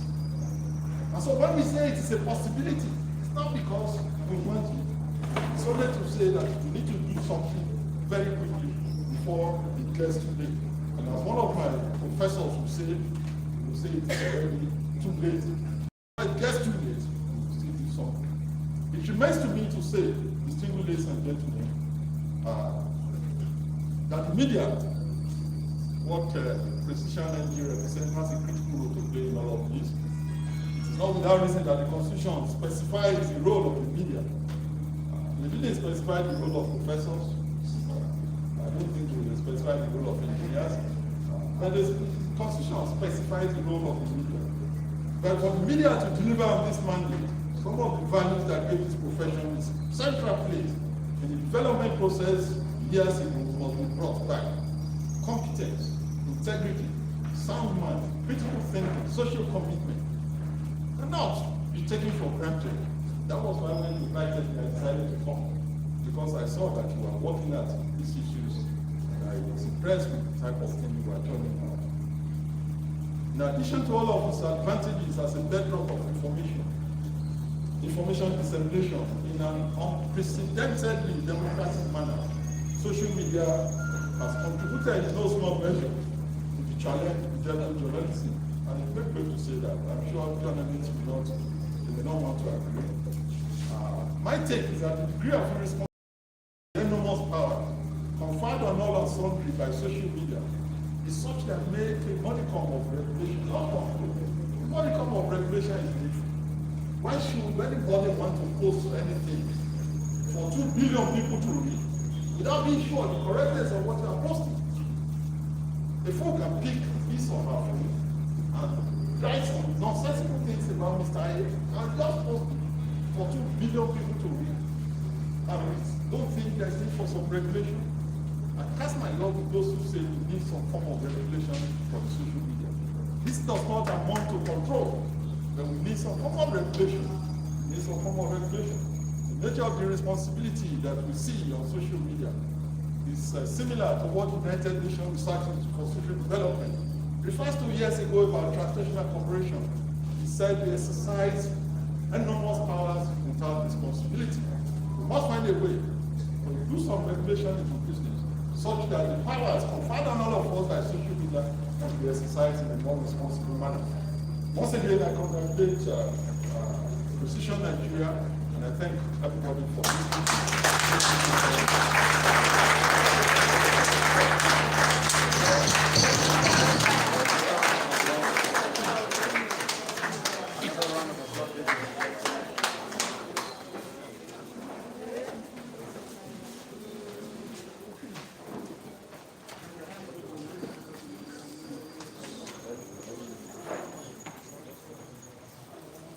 Well, because of our time, we would have loved to have questions and answers for as many people as possible, but we'll have to bring the number down because of our time. So we'll limit it to just 2 people.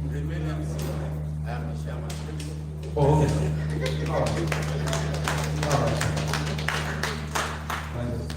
I mean, you cannot bring me from walking up.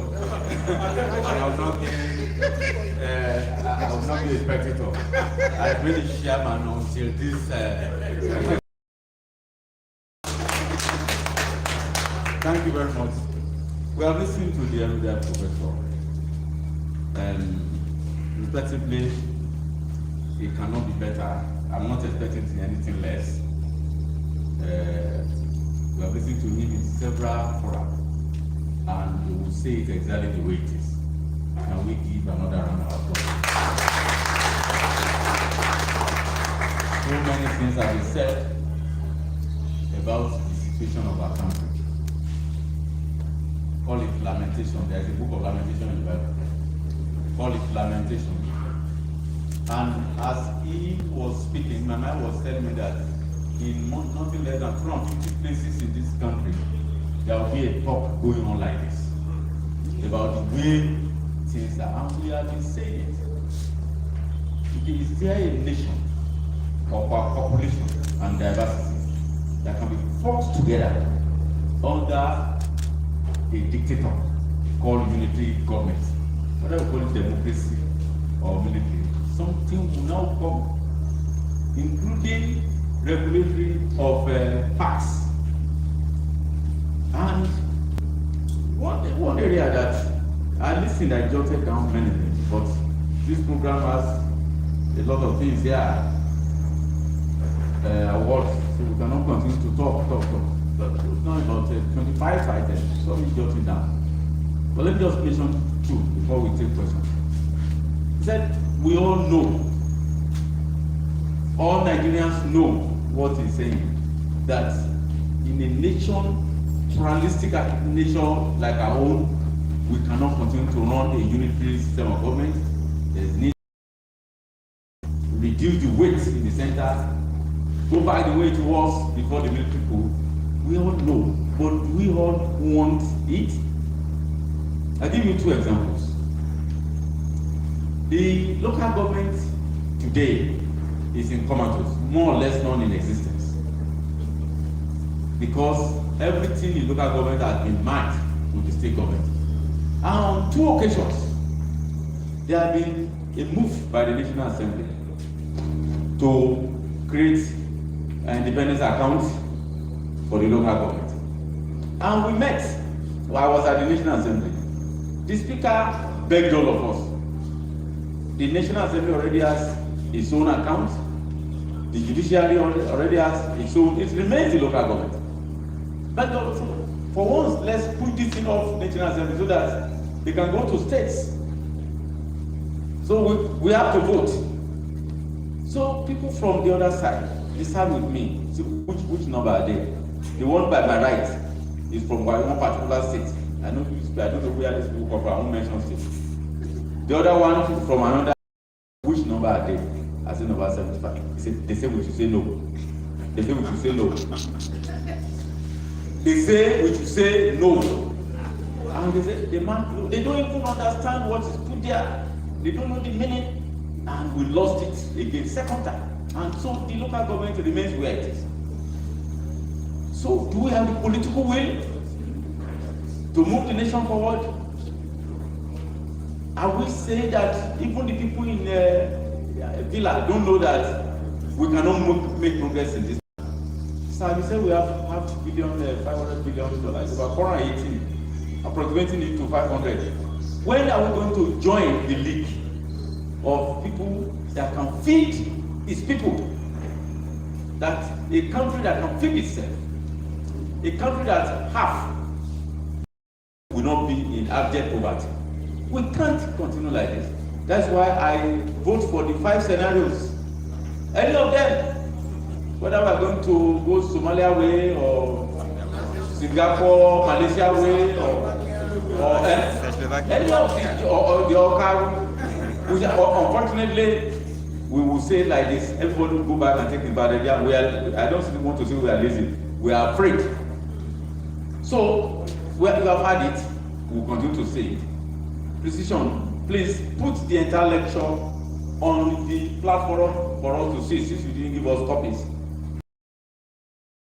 So, because we have another event, which is award, we will not take all the time. So we want to take 3 questions. Is either a question or contribution? If you want to contribute, you contribute. If you want to ask questions, but we are taking only 3. And the guest speaker will note down if it is a question so that I can respond. 1, okay, madam. Number 2, the adjective minus the adjective. 3 here. The adjective everybody want to play. I think we'll do some majority which people do. So let me get them 3. 1 in my cap, madam. Number 2, 3. So let me do like that. So start from the black, the man in black. Hello.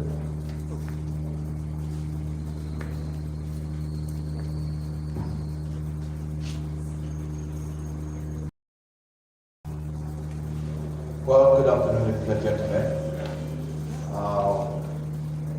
Foremost, I want to congratulate Precision online newspaper for the 5th edition of the public lecture and award launching. Well, I'm asked to ask one question. Like you said, they say we say no. No. They say I should ask one question. The other 2 questions will come from me.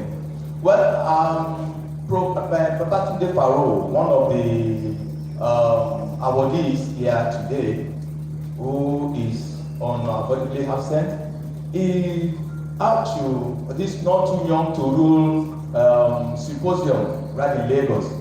And the question he asked me to ask is this: will the grandfathers and great-grandfathers in Nigeria allow our young ones to rule this country? That's the question.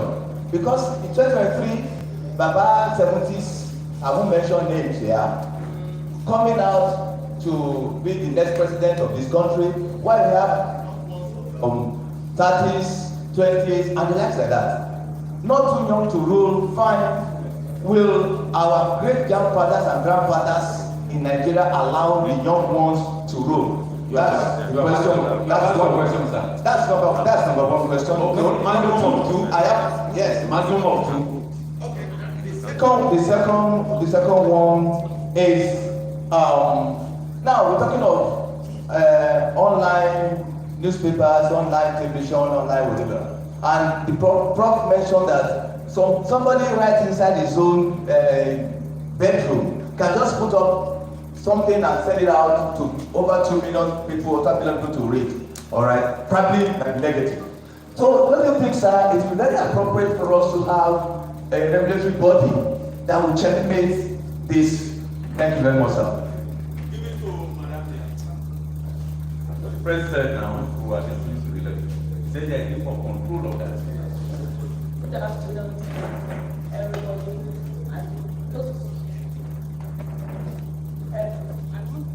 First of all, I want to congratulate the Precision online newspaper. And purposely, I actually decided to be here because of the public lecture. But Mr. Adekunti is also a partner, a friend to me, and that's why I'm here. Well, what I want to say is that if we all read newspapers, maybe online, we keep wondering what is happening in Nigeria. Because in the north, keep wondering, is that the same in the north? If we are not careful, already is in the south, but it's only that we are a bit careful. What are we doing? Nigerians seems to be very, very, I don't know how to say it.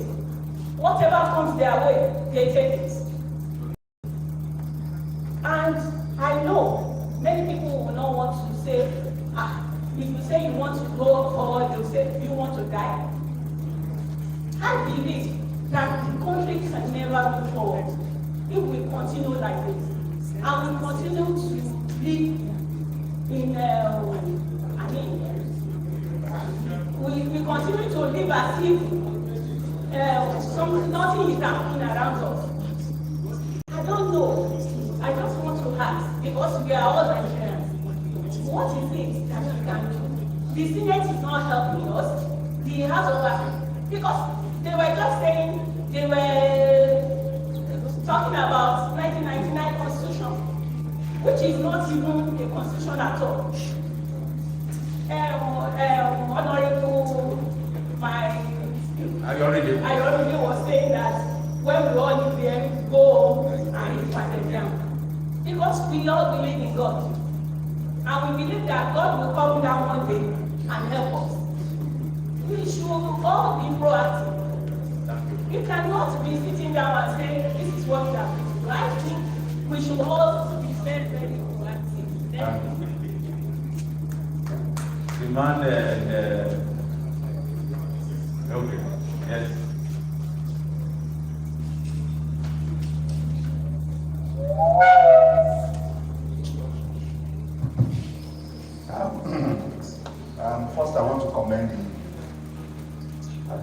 guest lecturers have done justice to the assignment, and I'm proud of you, sir. My question is, we talk about the issue of, Prof said it, and Doctor said it also when he was making his comment. How do we arrive, how do we get it? How do we arrive at an elite consensus on this issue of restructuring? Because we talk about it every day. And so there must be a stage where there must be a consensus of the elites, not from people of the lower cadre of the society, but from the elites of society. They must come to a conclusion that Nigeria is not moving forward and they want something to do. I want to say something about a process at the National Assembly during electoral amendments, constitutional amendment, that some part of the constitution, some people were saying that they were directed to give a particular voting pattern. So if we don't get to that level of elite consensus, we'll still be there where we are today in the next 20 years. That's number one. Second is, I think except I mind that last one. There's also an agreement that we need restructuring. And restructuring is fundamental and can only be achieved through a law, that is the grand norm, the constitution. Now, the question is this: are we thinking about restructuring by amending the current constitution? Because I don't know how we're going to achieve that. Or we're talking about restructuring by getting an entirely new constitution. And if you're talking about an entirely new constitution, how do we arrive at that? What is the process for us to arrive at that a new constitution? Thank you, sir. Let's take the item so that the guest lecturer will respond. Thank you, Mr. Chairman. Let me first of all appreciate my senior colleague for the beautiful lecture he has given us this afternoon. Honestly, everything you have said, let me say 80% of what you have said are correct. But I want to believe that there are some elements we need to take from the road before we can get there. I'll just mention only one. That is sincerity. Those people that were agitating for restructuring yesterday, when they were in the party, are no more saying it again when they are in another party. I want definitely, they are singing different songs.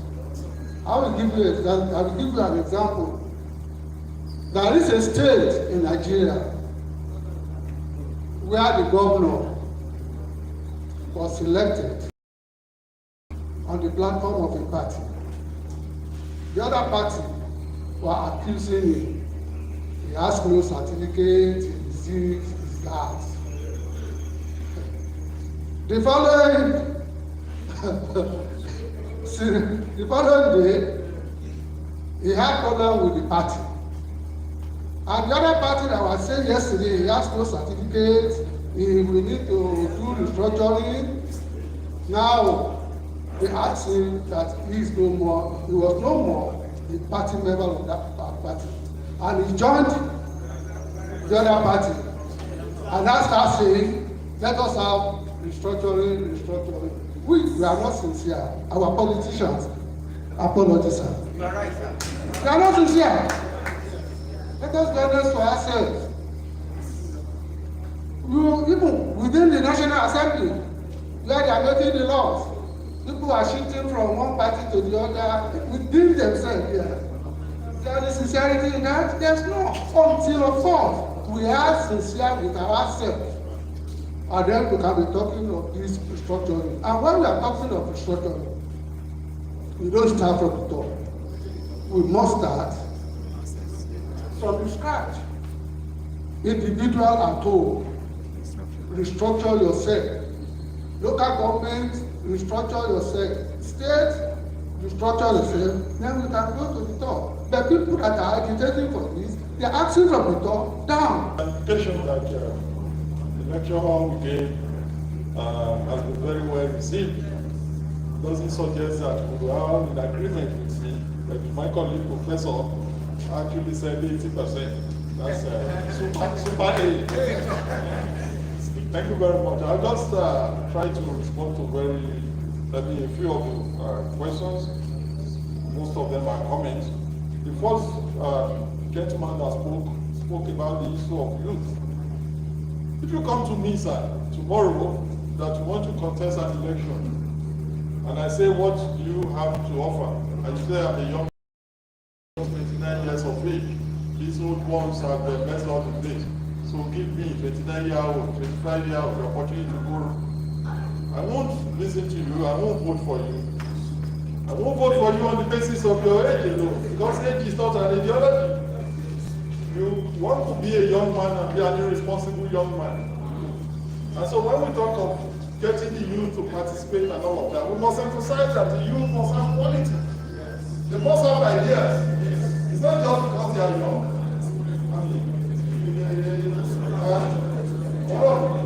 One of my more senior colleagues once told us at the gathering. He was talking and said, don't mind the way I'm looking, that all my hair are gone. He said, my hair has not always been like this. I used to have hair all over my head. He said, has taken that away. The youth of today will become old tomorrow. So you can't say the only reason why you want to supplant the person who is there is because he's old and you are young. It goes beyond that. And so when we talk about youth involvement, we must talk about the quality of the youth in that time, what they have done before. It's only in Nigeria that we have developed governance and government. Governance is a serious business. You've not done anything before in your life. You haven't tried anything. And you are here simply because you are a young man. You want to recruit. That's what I'm saying, sir. I think people, when I say it, I say young men and women are doing so great things. All over the place in Nigeria, we see. These some people come to me and say they want to run, and listen to them. Because I've seen what they have done with their land. And I know they are serious-minded people. But you don't just come to me and say the only qualification I have is I'm a 20-year-old person. That won't be a basis for me to vote for it. Number two, we spoke about consensus, elite consensus. We said something close to that. I made the point that a time there was when restructuring or recasting was a no-no to several people. I say now that even those people that never knew would be able to sing the song of restructuring are not singing it today because of the realities that they have confronted. The governors, like this I read something a few days ago. I spoke about the debate who said indeed the unity can be discussed and renegotiated. This is an indication that we're having a convergence of the world. And that's what I said about those who do the marketing of structure, that they are making some movement. These governors that said never over their dead bodies you won't have state police. Now know that without state police, they just give the commissioner in Katsina. Who is going to be better protected than the state commissioner? They just went and saw something like this out. And so the realities of failure of this structure, of this system, it's not about particular government, it's about the structure of the system. And remember I said that it's only do so much as a governor, as a minister, or whatever. What if you do it and somebody comes tomorrow and scatter the whole because the system permits that for now. And so the consensus that we require is also building. One of the points I made in my thesis, I said those who believe in restructuring, they have a duty to persuade those who are still scared. Legitimately, it doesn't mean that the fears are placed. But if somebody is afraid, it's afraid. You can't decree that out of existence. You can't say, I decree that you must not be afraid. So if it's afraid, let's take him more. I know what we're talking about. That the system that Nigeria is predicated upon has failed. Responsibility economy. When it comes to people using their own mother to do ritual, so there's a problem. More than 500 women. Fire in California. So that's the issue about the new consensus. New constitution frankly. I know that there are a lot of the National Assembly, there are commissioners that After all, the National Assembly is supposed to make laws for the good governance of the country. Who says that that cannot be a platform? The National Assembly will start upon and do some very, very consequential moves that will save the country. If it's by amendments, if you do it by amendments only, then the principal thing, let us recognize the principles that we're talking about, that we mean. It's not in name. We're not calling it document. I prefer to call it recasting. We must recast the governance system if we must live well, potentially in our country, Nigeria. But the way Nigeria can continue to run as a country, without advocating the break-off, we will do the needful so that the break-off will not happen. And that's what I said with the contribution of a person like me, to make the point that it doesn't matter what you feel or what you believe. If we don't do certain things, this is where the country will end. That's one thing I have taken upon myself as well as the contribution. So that those who think we are asking the people to organize it, they will know that the consequences are X, Y, Z, and they cannot run away from it. When it comes to a situation that Major Generals are not being spotted, Major Generals, we're not talking of grand empire. Major Generals, when the country has not formally declared the war, and Major Generals are getting spotted, calls to question what we're doing. And nobody should have any illusion about it. The seed of authoritarianism is flowing around West Africa now. Authoritarian forces are taking over all those governments. Don't let us say never, it will never happen anywhere. Thank you.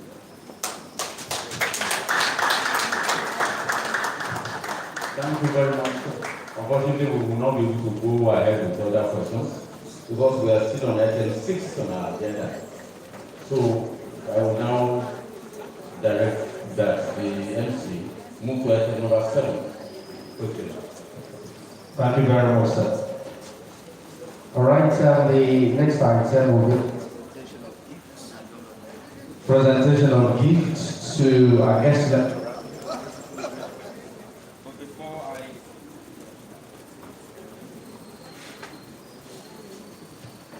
Thank you, sir. Before I invite the chairman to come do the presentation, I want to quickly recognize the presence of one of the awardees here this evening, the commander, Ondo State Security Network Agency, codenamed Amateku Corps, Akogun Adetunji Adele, who is represented here today by Commandant Adetara Mintini, retired. Can we put the hands together? Thank you very much for coming. God bless you real good. And also to bring to the high table, Mr. Idris Adebumiti, who is representing the publisher's father here today. Can we put the hands together? Mr. Idris Adebumiti, please come to the high table. Thank you very much. Alhaji Ibrahim Jimo, thank you for coming. A round of applause. Alhaji Musa Abdurrahu, thank you very much for coming. Dr. Fauzat Arabai, thank you so much for coming. A round of applause. Engineer Dawood, thank you for coming. Alhaji Lai Gidado, thank you so much for coming. And I invite to the microphone the chairman on this occasion, Dr. Bode. Oh, you're ready for the presentation of the gifts to our guest lecturer here today, Professor.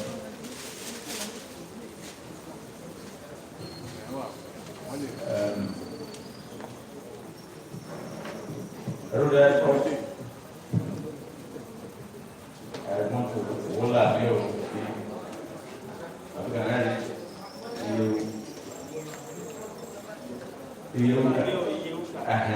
Well, this is actually from a tweet from Prof that I got from his Twitter account when I was searching for his picture for this event. So he tweeted it on the Mother's Day, May 9, and he said it's Mother's Day. Olanio Yoka, Alashe Si, Ojekola, Ayabaye Mimiko, April 9, 1931 to December 14, 2019. Ojeo, interestingly, Mama also passed on the 14th of December, if I recall. So I got this and I said I present this to you today after. So, on behalf of Constitution Online Paper, is it my pleasure to distinguish that Prof our senior in academics, this big which comes in your dialect. Congratulations.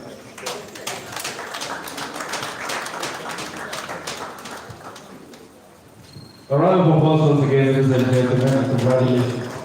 Well, let me just thank our King Committee for this very inspiring presentation.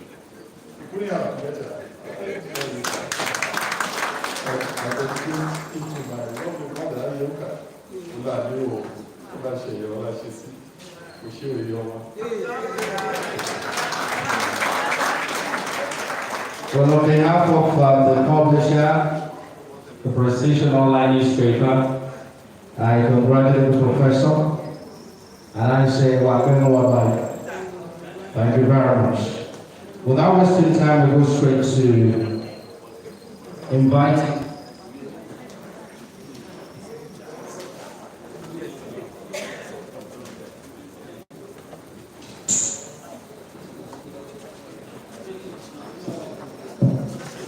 Can we have a musical interlude?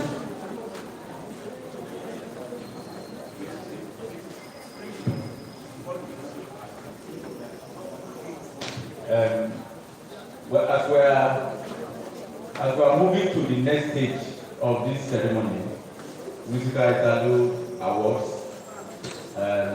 we want to feel the indulgence of the audience that the guest speaker has another function.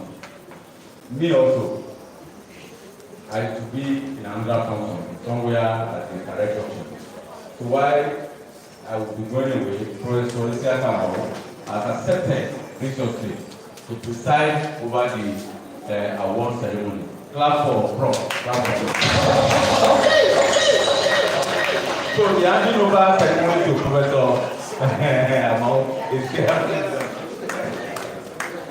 The event has not ended, please. Let's proceed there.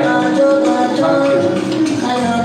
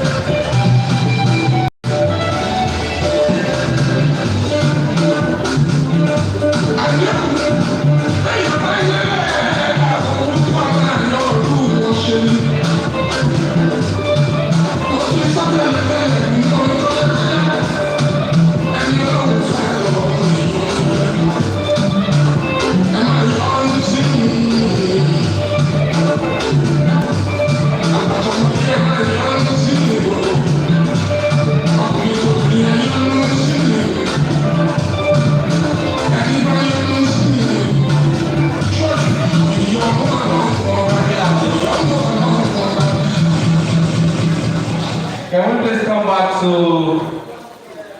our various seats, please? The event continues. At this point, ladies and gentlemen, we invite the publisher of the Precision Online newspaper, for the journey so far, and of course the introduction of the Friends of Precision. Ladies and gentlemen, with a singular honor, let's make welcome to Mr. Olusegun Hakeem Adebomi, to the publisher, Precision Online Newspaper. A round of applause.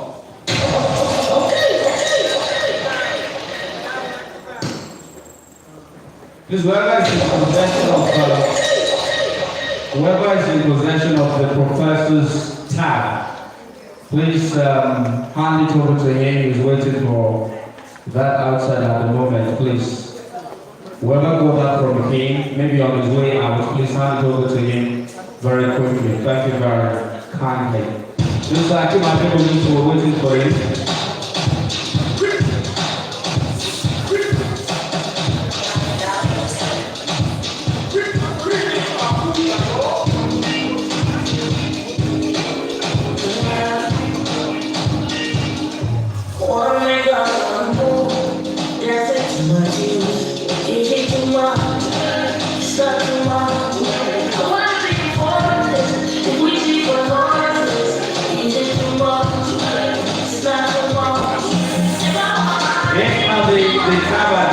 Thank you very much. The time has been changed. Thank you. Thank you very much.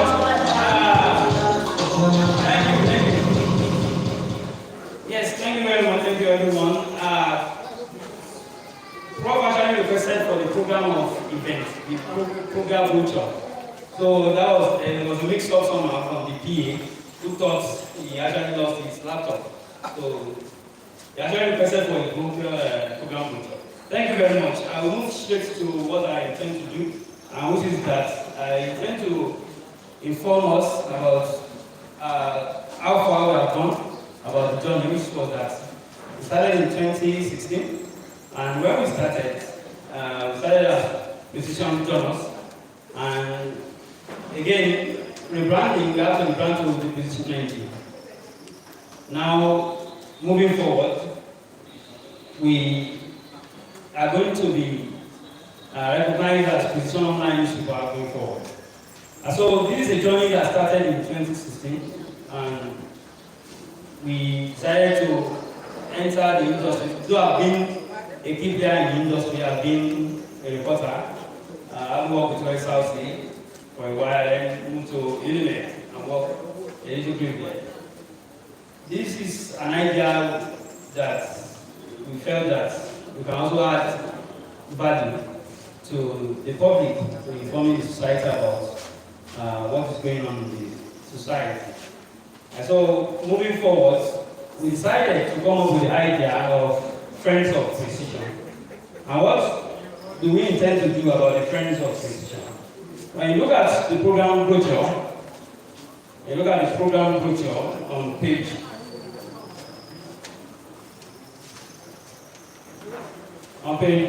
13, we talked about the idea behind the Friends of Precision, which is that we want to create a web of friends for the medium. And the whole idea is that even if it is just 1,000 naira, you are able to donate to the cause of the medium. If you go a long way at projecting and sustaining the platform. This is a platform we have created for the public. We have done a lot for the public. I recall a story I did about a baby called Baby Monday, who was a preterm baby. The baby happened to be a preterm baby, and weighing 1 kg at birth, we had to give it a public view, as in how to report it and give it a radical publicity. And one of the honorables, though not here, it's a federal lawmaker, came to intervene. So the challenges with the parent then was that they couldn't pay the baby's medical bill. So these are just a snippet of a lot of things that we have done for the public. So we believe that just like the regulator of the media, we have a regulator to the public as our first interest. So we also need the public to support the media. So that's the whole idea of the Friends of Precision. So when you look at page 13, you see the whole details there, the account number, and then just fill in the slip and then tear it so that we can get this cake and for record purpose.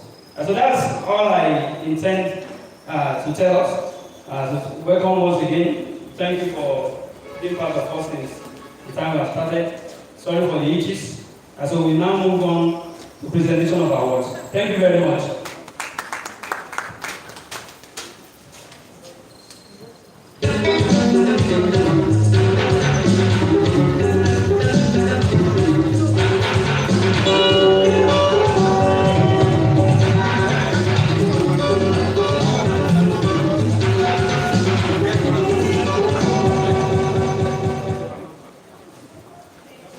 Thank you very much, ladies and gentlemen. We are going straight to the presentation of awards. And please, we all will agree with me that the time is really fast spent, so we may not be able to go into the citation reading. But if you have a copy of this brochure, please do well to read at your leisure. Just take your time to read through the citation, they're all there. But we're starting the award presentation with the Commander, Ondo State Security Network Agency, codenamed Amotekun Corps, who is ably represented here by Commandant Aditara Adile retired. And to present the award, I have the honor. I have the singular honor to invite the microphone Dr. Rahman Babakari for the presentation of the awards.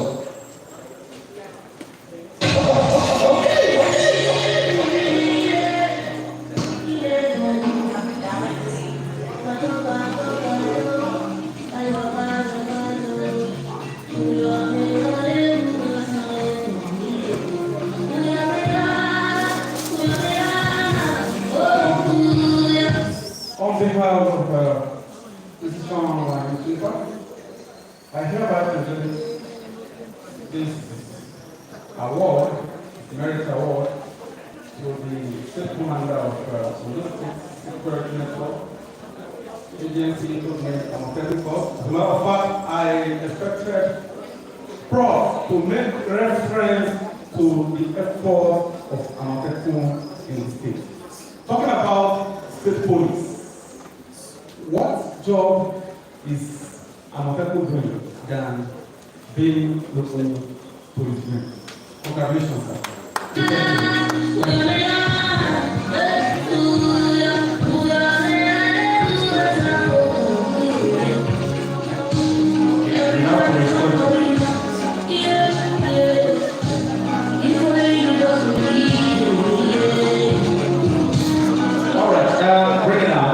Now this is how we do it so that we can save time. Once the awardees have been presented with the awards, they will definitely respond and tell us what they have for the upliftment of the Precision Online newspaper. Just before I hand the microphone over to you, if you're the owner of this vehicle with registration number FKJ482DC, Mercedes-Benz 200, please go and read back. You're obstructing people. FKJ482DC, Mercedes-Benz 200, please go and do justice to that. All right, we await the response now, sir.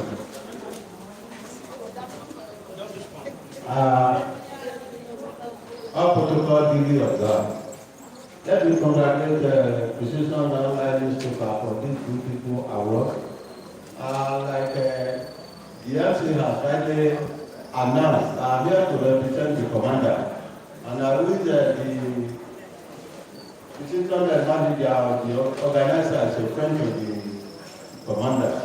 We will need to see commander Monday for his own religious mind. Thank you very much. A round of applause, ladies and gentlemen. The next awardee here will be Mr. Babatunde Twara, the aspirant at Akure South North Federal Constituency by election, who is of course ably represented here, which is how we all here. Can we please put the hands together to present the awards?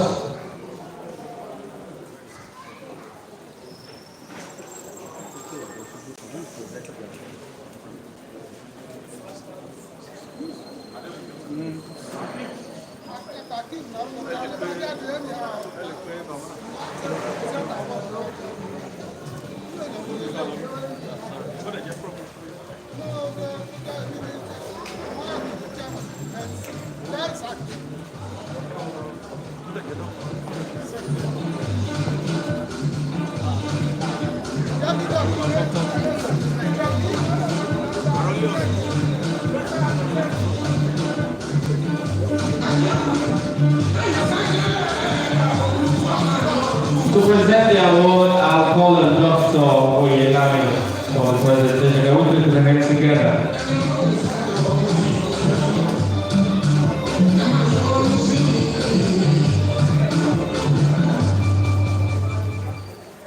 On behalf of the position online newspaper, I present this medical award to Mr. Prof. This evening as the representative of the country to us.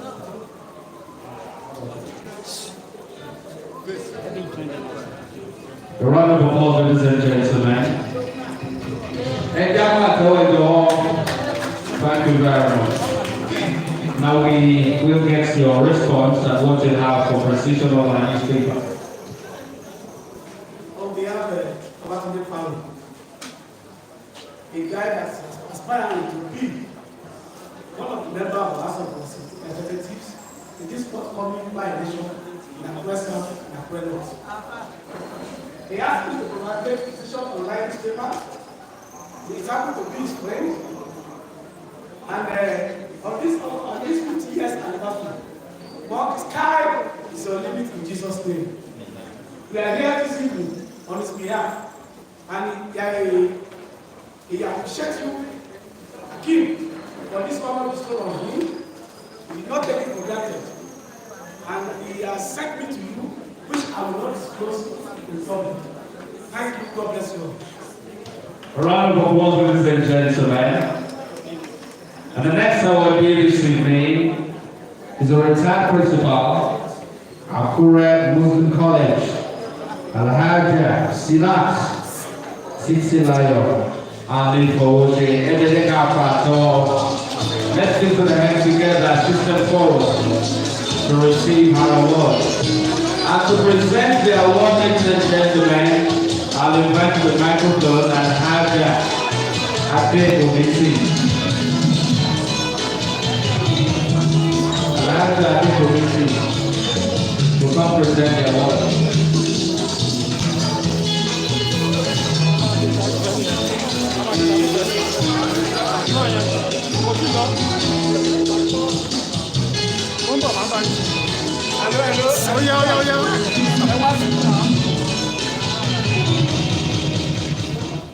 On behalf of the Precision Online newspaper, the Precision Merit Award is presented to Alhaja Sina Sisukayani from Ondo State. Alhaja Sina Sisukayani from Ondo State.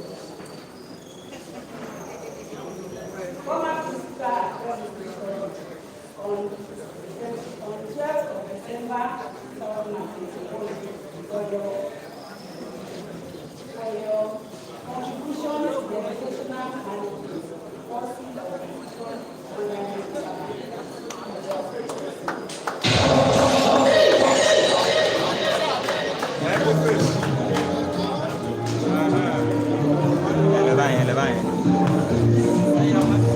Congratulations, Elijah. Interestingly, bring it down please, interestingly, today is the publisher's mother's birthday. Can we please put our hands together and wish a happy birthday? Wish you many more years to come in good health, prosperity, and all-around peace of mind. Congratulations, man.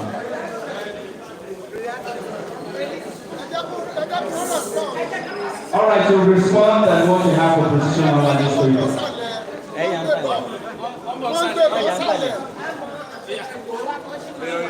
The chairman of the religious occasion in attendance here, and the chairman that is representing the chairman. I wish to appreciate everyone of you for coming to this occasion, and I wish to appreciate those that are giving me this award, this decision. Abdulhakeem Adedumiti is my son. I will have to say publicly today that I'm part of his history. Alhamdulillah. And I will not forget to sing this song because I'm opportune to meet Professor Mimiko today. I've never set my eyes on him. I've been hearing about him and I've been referring to the family since I knew about the Mimiko family. So the song goes on. Ilé mẹ́ta ló wù mí, ilé mẹ́ta ló wù mí, ilé mẹ́ta ló wù mí, ilé mẹ́ta ló wù mí. Ilé Akéwúṣọlá, ilé Akéwúṣọlá, ilé Alálùkùránì, ilé Alálùkùránì, ilé onítakàdá, ilé onítakàdá. I happen to have come from Ilé Onítakàdá, and I appreciate you giving me this award today. Alhamdulillah, alhamdulillah, alhamdulillah. Congratulations, Elijah. All right.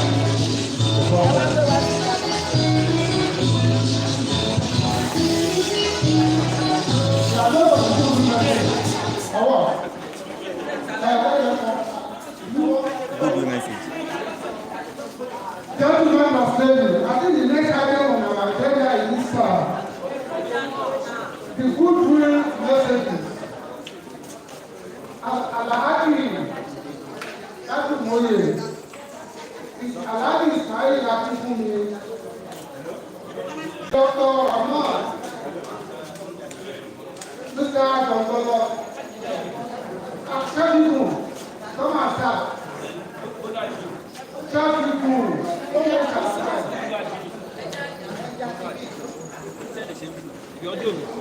Look outside.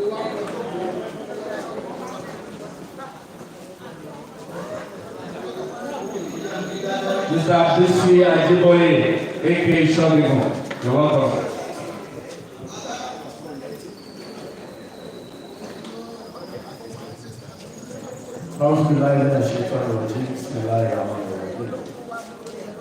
We thank Almighty Allah for this day. 5 years ago, when Akim Adedumiti started this online preaching company, some people thought that the magazine will not move beyond probably 2 to 3 publications. But to the glory of Almighty Allah today, we are very grateful for the acceptance the people of Ondo State giving to the magazine. Despite the fact that the paper is online, prescription is everywhere. Therefore, let me use this medium to congratulate the publisher for this great feat. And we pray Almighty Allah that took other magazines to the greater height will not leave you. From today, God Almighty will continue to be your feet. And God Almighty will continue to propagate the name of prescription online newspaper. Congratulations.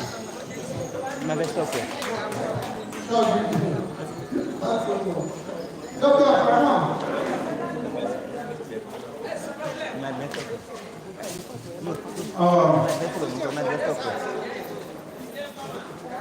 Okay.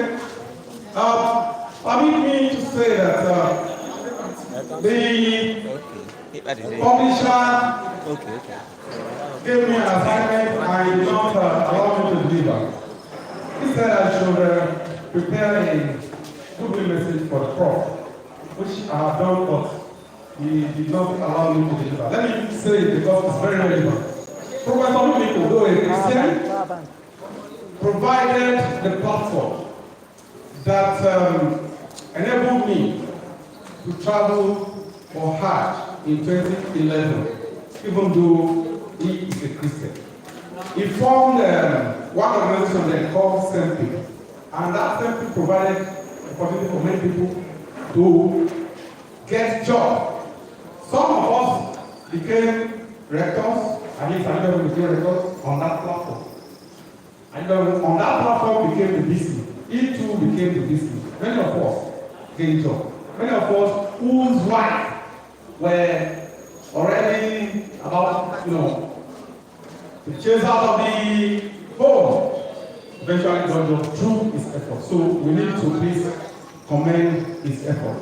About the precision journalism, when he was about to form this, he consulted me, and I've been up to yesterday on issues, how to go about this program, together, only that I am not one of the financiers. So I pray that Akim, Ade Committee, and the position online will be growing higher and higher. Inshallah. Thank you very much.